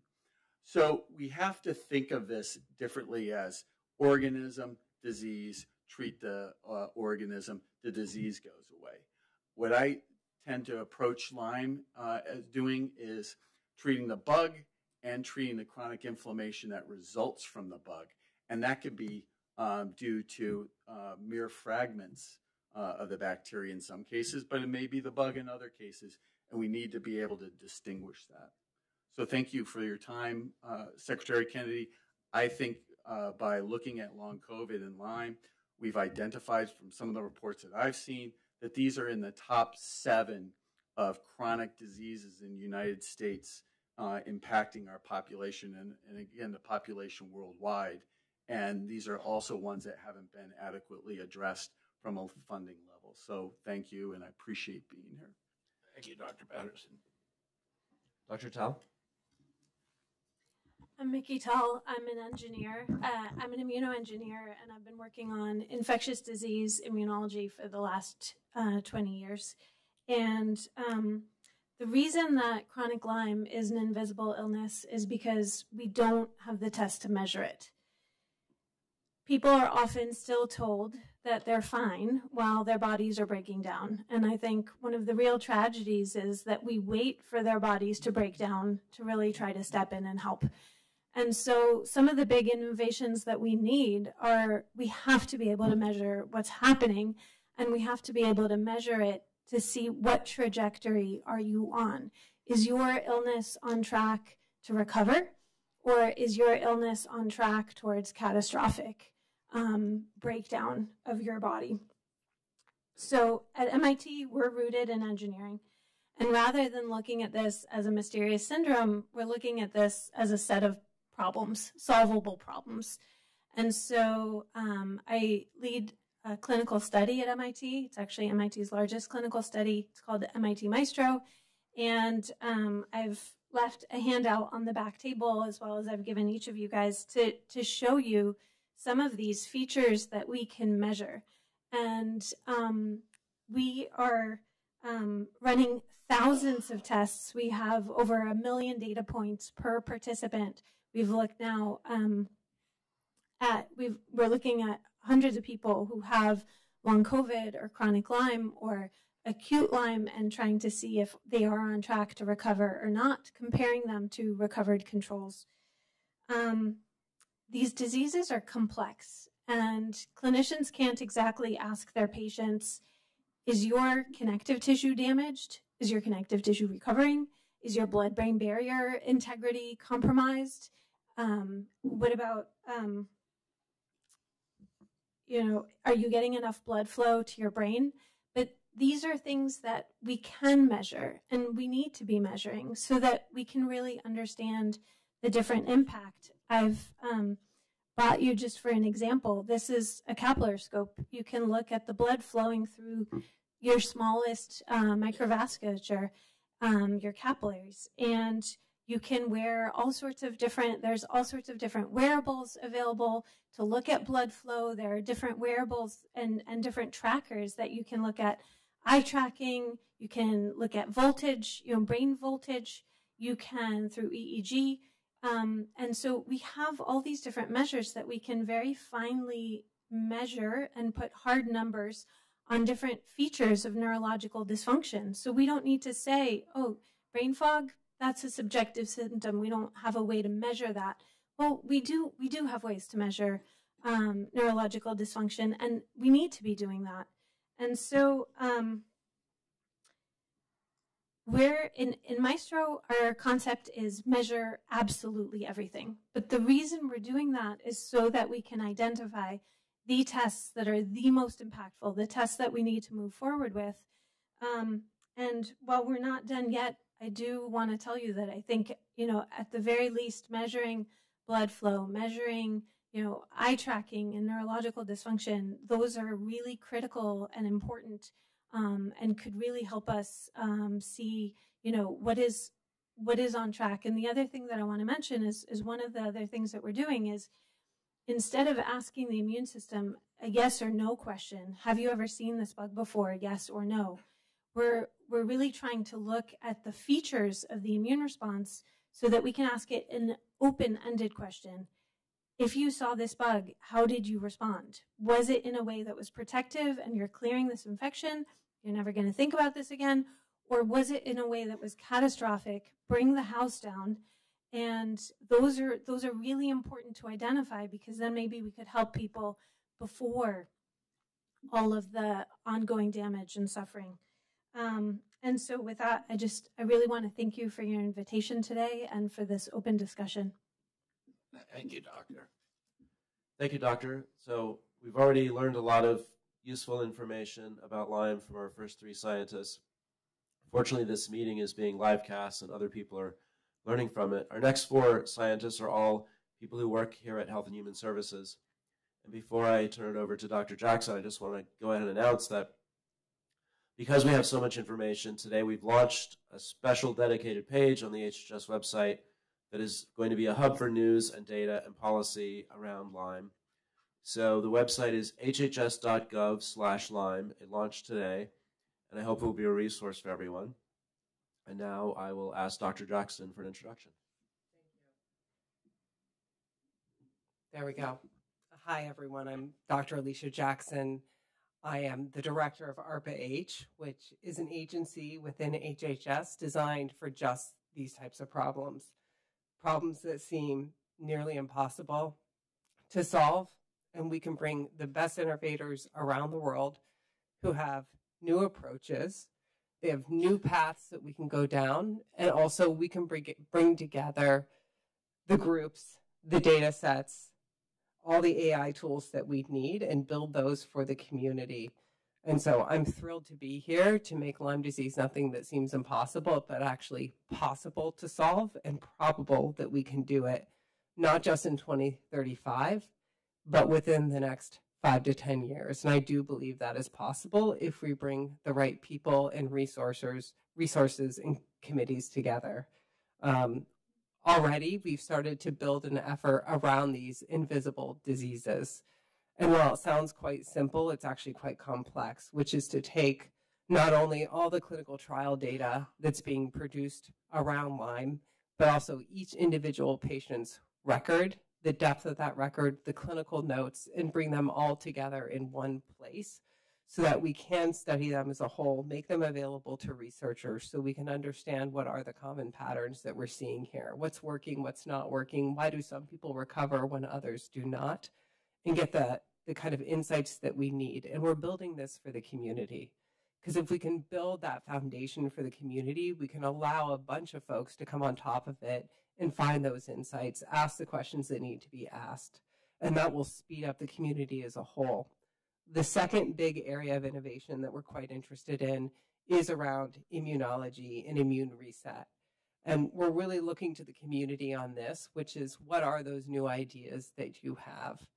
What are the big ideas that haven't been tried before or maybe go against dogma that we can put resources and funding in to actually go and make a dent here? I'm happy to talk more with all the folks here. I'm so happy that all of you have come here to share your experiences, what you're digging into, what you're funding as well, so that we can partner and make a difference. Thank you so much, Alicia. Next, we have our Distinguished Director of NIH, Jay. Hi, I'm Dr. Jay Bhattacharya. I'm the director of the NIH. Thank you, Jim. I want to start by echoing something that Dr. Patterson said, which I think is incredibly important. The way forward on Lyme, on ME/CFS, on long COVID, so many other of these conditions that for the very longest time, patients have been gaslit to say, well, it's not real. Well, first, it is real. But also, when you think about addressing it, you can't just think about the pathological agent that initiated the condition. You have to think about the patient as well. And it's the interaction between the patient and the pathological agent that is at the heart of making progress on each of these conditions. The philosophy of the NIH has been and will be to think about those paradigms. We're not just going to be thinking about Borrelia, although that's a very important thing to think about when you think about Lyme disease, but about the patient's reaction to why is it that you have this long-term immune reaction? Why is it so sometimes difficult to find evidence of Borrelia in the chronic conditions, but sometimes you can find it? These are mysteries that are solvable, and the investments that we're making at HHS, including at the NIH, are going to be the heart of solving it. Let me just give you some items from this. Actually, heard earlier in the earlier panel about this TOUGH study funded by the NIH, this prospective study of symptoms, events, and clinical outcomes for patients with Lyme disease. It's a very large study comparatively for looking at how Lyme is a prospective study for how the symptoms evolve over time, how biomarkers evolve over time, and how clinical outcomes respond to treatments. There are several teams looking at the potential role of peptidoglycans and other bacterial proteins and the antibodies they generate for a possible role in persistent Lyme. We're supporting an ongoing clinical study using neuroimaging and blood markers after treatment to assess mechanisms of neurological symptoms associated with Lyme. We support several studies seeking to identify serological markers, antibodies, that predict patient outcomes after treatment. And we are about to launch at the NIH Clinical Center with partnership with the Children's National Hospital in Washington, D.C., a new clinical study that will improve our understanding for pediatric Lyme disease, which is an increasingly important problem. In fact, this is one of the commitments that we made in the Lyme disease framework to do, and we're going to launch that in early 2026. The NIH has multiple ongoing initiatives and studies on long COVID, ME/CFS, and other infection-associated chronic illnesses that may have similar underlying mechanisms. And studying these conditions together, finding what's in common and what's different, will help make advances in all of them. Again, Dr. Patterson, I think this is one of the things you're thinking along the same lines. While there's investments we've made in identifying new antibiotics that potentially could have a longer, better effects, as well as potentially protective monoclonal antibodies that can be used as a treatment strategy, evaluated in the usual rigorous NIH way. I've gone on long enough, so let me just say the NIH is committed to contributing to the overall Lyme strategy that the HHS and Secretary Kennedy has launched. And as I said, we've already committed to, we'll be launching this new pediatric Lyme initiative, as well as convening the new national NIH Lyme workshop to update federal research priorities on Lyme. I entirely agree with Dr. Jackson. We are the idea that Lyme is a intractable condition, patients are just making things up. Those days are long gone. Those are long gone. At HHS, we are absolutely committed to making sure we do the gold standard science to address your condition, and with the advances we're seeing, there's a real potential within a few short years that we'll have much better early predictive biomarkers, much better treatments, and real cures, maybe even than ways to prevent it that we don't currently have, but we're headed in that direction. Thank you so much, Jay. Next, we have Dr. Herodopoulos. Well, good afternoon, everyone, and thank you, Secretary Kennedy, for your initiative on this very important issue that affects so many Americans. I'm the Chief of Staff of the Office of the Surgeon General, and I am a family medicine physician, practiced in Florida for 2 decades. I have diagnosed and treated patients with Lyme disease, so I do bring some real-world experience to the Office of the Surgeon General. Part of what we do is want to communicate with the Americans. How do we live healthier? How do we have disease prevention and harm reduction?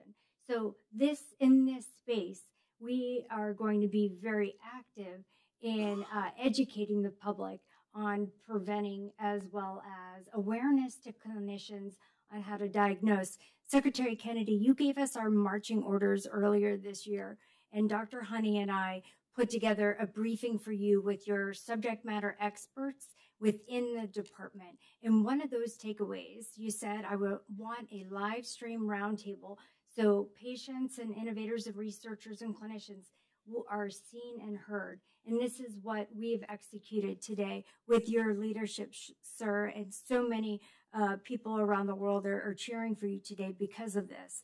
So what I could tell you is that, I don't know if you remember, I put poppy seeds on the table for you because I said these are the size of the nymphs.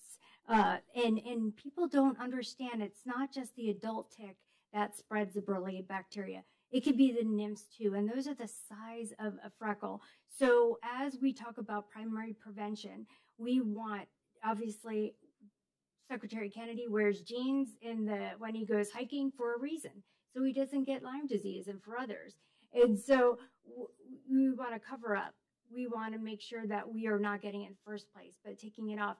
Research recently showed that the Borrelia bacteria, actually, it doesn't have to be 48 hours. It can happen within hours that the bacteria is spread. And it's a very smart bacteria that quickly gets out of the blood and into the tissue. Unfortunately, that's why we have such a hard time with the biomarkers. And it develops a biofilm and hides. And so that's why even antibiotics are so hard to penetrate into the biofilm and get to it.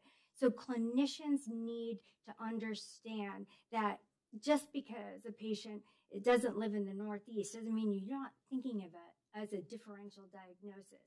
Making sure that if you are not totally able to understand why they're experiencing it, maybe you need a test or maybe you need a treat. Just educating yourself. Let's take down those barriers. This is a paradigm shift for patients with Lyme disease, but also for clinicians to be aware to test. No longer will you be gaslight.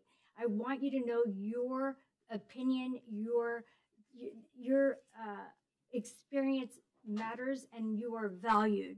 So the wisdom we get from you, the patient-centered approach is warranted, ensuring that the voices and experiences that are affected by Lyme disease directly shape program development. And we listen at events like this, and you get real-world insights from patients and clinicians, and then you communicate how your stakeholder input could shape a program and then launch initiatives that, like ARPA-H is very much working on possibly novel antibiotics, as well as preventing maybe tick population expansion, and also some anti-inflammatories that very much help with the immune dysregulation with the cytokine pathway that is expanding the disease state. So we've learned so much, but there is so much more to be done with Secretary Kennedy's leadership and all the internal stakeholders that are here with your influence. So yes, we have the Lyme disease site on the HHS website, but also there's going to be a fact sheet that's released today with some wins. I think it's a really big deal that the chronic care management guidelines with the G codes help the physicians to see that with the MLN that they can actually get reimbursed to see patients with chronic illnesses, and that Lyme disease is listed on that active as of just 2 weeks ago. That is a big deal for the Lyme community. You are being seen, you are being heard, and we are doing things at HHS for you. And this is the beginning of the journey. This is not the end. So we are going to continue this communication, and I promise there are going to be more wins throughout this administration because of the wonderful leaders that we have here. So I'm going to let Dr. Honey, who has been my counterpart on putting this together, proceed. Thank you, Stephanie. Dr. Honey. Thank you so much. And it's been a great team effort. Kristen Honey, and I'm the Chief Data Officer at HHS and also the LymeX lead with our public-private partnership. But folks here probably know me as a Lyme patient because I was recruited by a tick in 1999 and went through many misdiagnoses for over a decade until I completely collapsed. And if I had followed the guidelines, I would be dead today. Fortunately, the patient community shared their wisdom, and I am here on the shoulder of giants like Lorraine Johnson, who founded LymeDisease.org and the My Lyme Data Registry with over 20,000 crowdsourced records from patients who are trying to find answers, and the late Pat Smith, and people who shared what got them well. So after trying many things over 3 years, I finally biohacked my way out. But, no one should have to be the FDA of their own body and take such extreme risks. So we need a new approach that puts the patient at the center and that is truly precision health, because there is no average American, and what works for me may not work for you. And with these complex conditions, we really have to look at the individual and the host response. And I think of myself now as really a data-driven problem solver who loves the science, loves the nerdiness, but give me a wicked problem. Let's unleash all the data we can with radical transparency, and then have the courage to follow the data wherever it leads us. Thank you so much, Kristen. Dr. Gould is the person on the panel that I think I've known the longest. I think we met at a scientific conference around 13 or 14 years ago. It's always lovely to see you. Please proceed. Thank you very much, Deputy Secretary O'Neill and Secretary Kennedy, for hosting such an amazing, am I audible?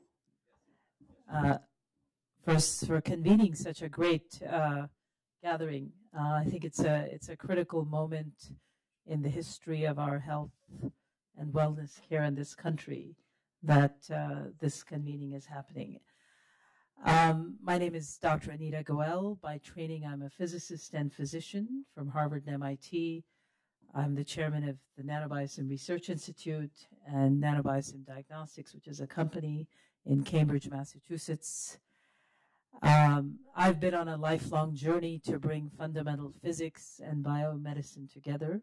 My institute has been working with agencies like DARPA, NASA, DOD, and recently with FDA and HHS and Dr. Honey on really bringing together physics, bio, nano, and even AI tools to unleash quantum leap innovations in healthcare. And specifically, I feel like I'm hearing my echo. Specifically, we've built a vertically integrated tech stack that enables real-time, high-resolution data collection and diagnostics in a decentralized way. So the idea is that you could diagnose with high resolution. So my initial background is building nanobiophysics-based detection systems, next-generation diagnostics at the single molecule level.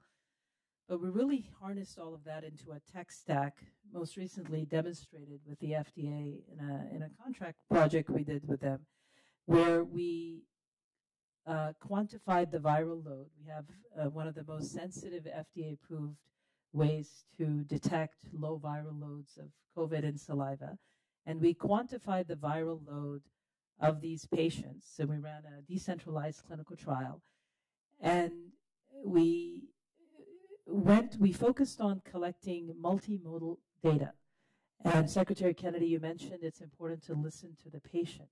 So I see our technology stack as a way of technologically listening to one patient at a time by recording all kinds of data, their past medical history, their electronic health records, their biomarkers, and quantifying them with very high resolution in real time, so temporally resolving this.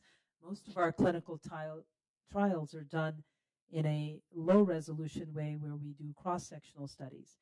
But if we can measure in high resolution in real time at an individual level, we get a lot more data because each individual story, and this is that personalized precision medicine, there's a lot of environmental factors that are influencing the biology of that organism on many layers. And so what we're trying to understand is not only the background information, but that interplay of the information of that biological organism with different layers of information in the environment. And that, when you mathematically try to put all that data together and extract patterns with tools like AI, you start to get novel insights. And the point is we can learn from patients in real time as opposed to taking 5 to 10 years for certain kinds of clinical trials before therapies become available. So I'm advocating this kind of new technological infrastructure that makes it possible to collect high resolution data in real time and then collect it on individuals, but then aggregate it over over a population of individuals to start to build patterns. It's the way Facebook learns from its users. That's how we can advance our tech infrastructure to learn from every patient, except use it for the benefit of advancing therapies faster, getting them to the bedside faster, being smarter in our triage of patients, earlier detection of patients, value-based care, delivering better care at a cheaper cost because we can allocate our $4 trillion of annual spending budget more efficiently if we understand not just the detection and the quantification of the disease, but how that fits into a bigger pattern of how all these parameters fit together.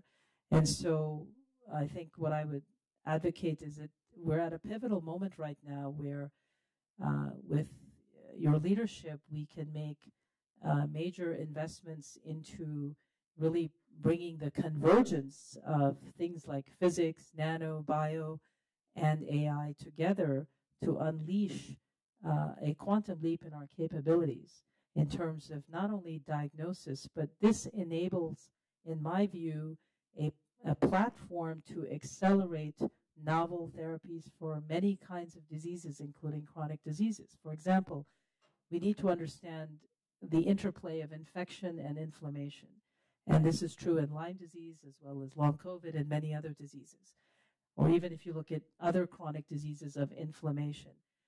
And if you can time resolve, let's just take Lyme and long COVID, if you can start to time resolve the infectious phase and the inflammatory phase of each patient, and some of the things we saw in our clinical trial data is that no patients are the same. Some patients have high viral load and their inflammation and their symptoms end when their viral load ends.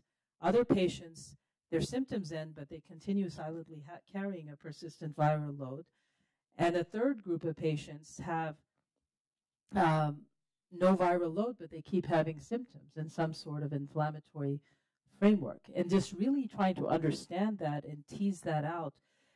And we can learn from cohorts of patients in real time with this kind of tech infrastructure, and then use that to then more intelligently tailor therapies. And then the therapies themselves have to be holistic. You can take the best of medications, but you can also try, if somebody is trying acupuncture or Ayurvedic medicine on the side, that should be part of the data input that then informs the trajectory of that patient. And with these kinds of tools, you can start to see all of that in real time. And then thanks to AI, you can really start to make sense of that. So I'll stop right there. Thank you so much, Anita. I can say all of these opening statements have answered most of the questions I was planning to pose, which is excellent because they're also consuming a fair amount of time we allocated, and I bet we'll get all the rest of the answers from our final panelists. So please go ahead. That's a very tough act to follow. Hi, my name is Dr. Ben Nemzer at Stephen Alexander Cohen Foundation. As the largest nonprofit funder in the space, we fund research into Lyme diagnostics, therapeutics, biorepositories, prevention, etiology, epidemiology. This includes, of course, is the $10 million LymeX Diagnostic Prize competition. Currently, there are 7 scientific teams developing new diagnostic tools with the ultimate goal of FDA approval in the next 2 years. Over the last 40 years, unfortunately, as we've heard so much about today, the status quo has failed long Lyme patients. There's no consensus diagnostics for long Lyme, no consensus treatments, no consensus on etiology, and of course, the patients and their families suffer tremendously. So our portfolio is geared towards innovative ideas to break through that deadlock. We often attract innovative researchers who have grown frustrated with NIH's peer review process. While NIH peer review process has some strengths to slowly, incrementally progress a research field, the primary weakness is valuing new and innovative theories or approaches. While innovative ideas may be financially risky, the slow incremental approach can take decades. A whole generation of patients suffer, and the current taxpayer gets no benefit. Our foundation is positioned as a counterbalance to this grant-making status quo by leaning into innovations. Of course, some projects are higher risk and higher work because it's what we feel is the best for Lyme patients and their families in the short and long term. Thank you. Thank you to all the panelists. I have a question that comes from my own anecdotal experience. In this panel, the last panel, there were several references to co-infections with other rickettsial tick-borne diseases and other diseases that compounds the complexity of diagnostics and of treatment. As I said, in my own anecdotal experience, I've met a number of Lyme patients or long COVID patients who also have mold sensitivities that appear to amplify the impacts. Are any of you running into that problem? That's a really interesting observation, because I think one of the things that's confounded our analysis and now has come out with a large number of patients is mold and mycotoxin. We're working right now on an immune signature. Obviously, we have a test that can do 14 different biomarkers at one time, or 89 billion combinations. And we're enrolling patients to figure out, and we think we have some early data to show that there is indeed a mold mycotoxin signature that separates it from long COVID, Lyme, and ME/CFS. But I think that is another invisible, hidden source of chronic inflammation and chronic disease that needs to be looked at. I think it's far more prevalent than we could ever imagine. I'll just add one point to that. I think that there's a complex constellation of infection and host immunity and inflammation, and which includes the microbiome. And so different people have different starting immune systems, and then with the infectious insult, their immune system reacts in different ways, and each person's journey is a little bit different. And so to understand that, I think the idea of individualized precision detection and tracking helps us then dial in the parameters for that one patient.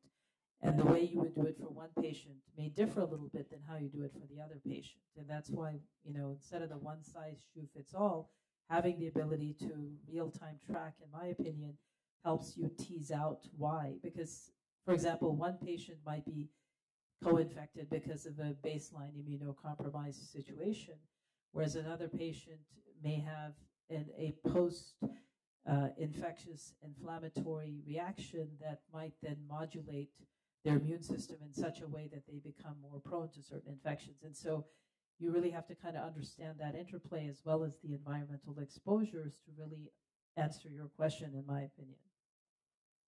And thank you, Doctor. The last question I would ask is, particularly from those who are academics, the two of you who work at MIT and Dr. Patterson, are there things that we should be doing at HHS that can support your work?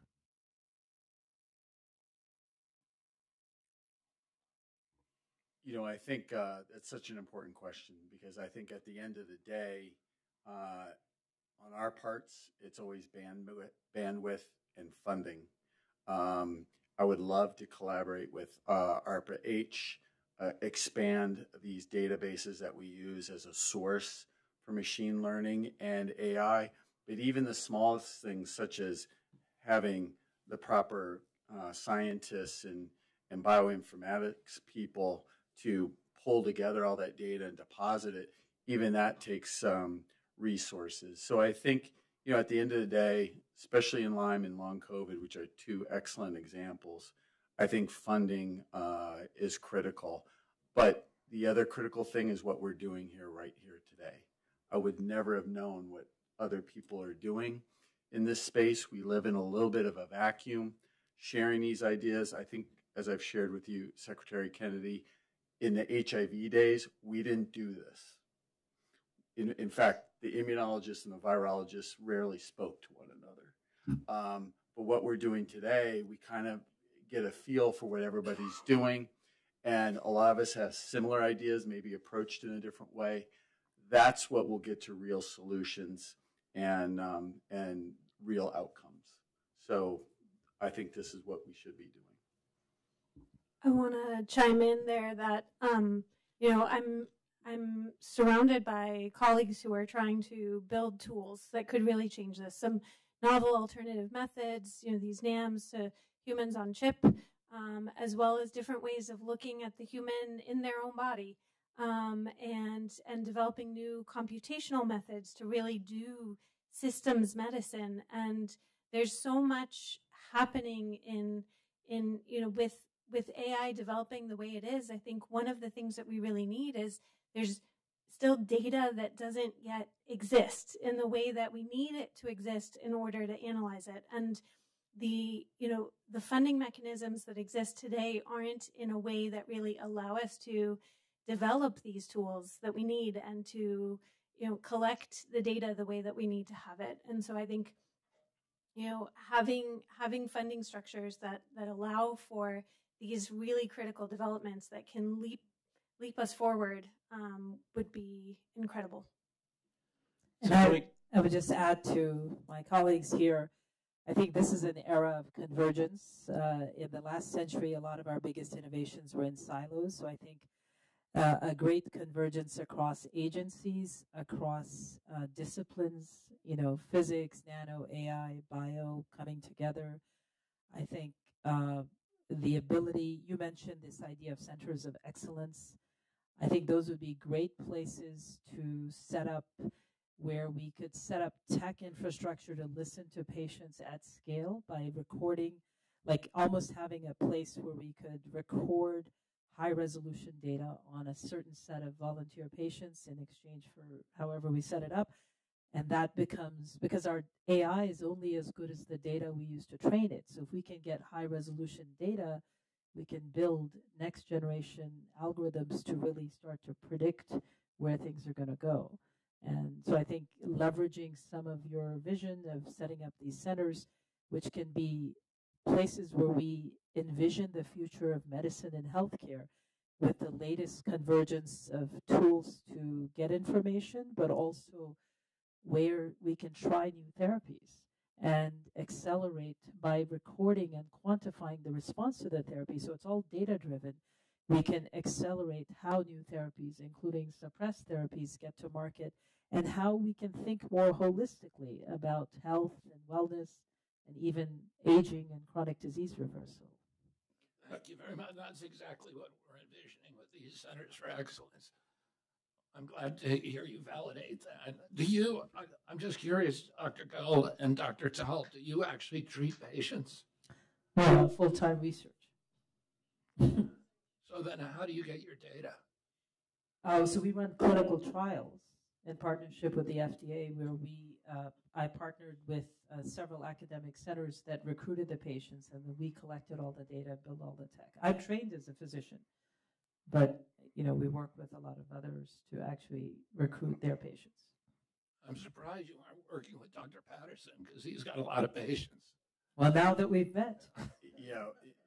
I've actually sat in front of some 12, 13,000. So it's interesting that you say that, but it's also interesting we've actually sat in front of them and heard their story. It makes you even more committed to find answers because it's gut wrenching sometimes.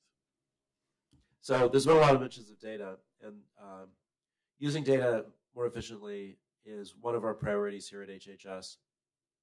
So we have around the department access to a lot of data sets, each of which has a very different structure. So CDC has disease surveillance data, FDA has clinical trial data, CMS has payment reimbursement data, NIH has research data, states have a lot of longitudinal health data, other outside partners have electronic health records, and we're using AI to find ways to look for even weak signals across all these differently structured data sets. And that is one of the potential benefits of AI that we're all excited about. And a lot of the HHS people on this panel are working hard on that. Alicia. One thing I wanted to address that goes directly to this point of what we're talking about is we've started launching this model of bringing new tools into ongoing clinical trials so we can broaden what's being measured. I agree with Dr. Tall quite a bit that we are sometimes limited to where the technology has been versus where it's going. And so being able to bring these new, we call it basically diagnostic markers, not necessarily bio, but a lot of other data inputs that we can get to enrich those data sets and seek new insights, I think is quite powerful and a model that we could expand even further. We're applying it with our mental health for veterans clinical trials right now.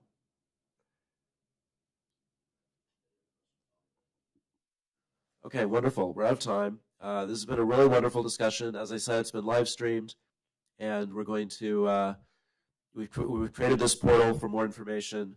We're very grateful to the Stephen and Alexandra Cohen Foundation, which is an amazing LymeX partner, has devoted really significant resources to helping us treat Lyme. Mr. Secretary, do you have any final thoughts? I'm very, very grateful for all of you participating. I hope it's the beginning of a major national effort to solve this problem and finally give some relief and recognition to these patients who have been invisible for so long. Thank you very much, everyone. If there are ways the department can help, please reach out to us, and please continue to validate patients with Lyme. Thank you so much.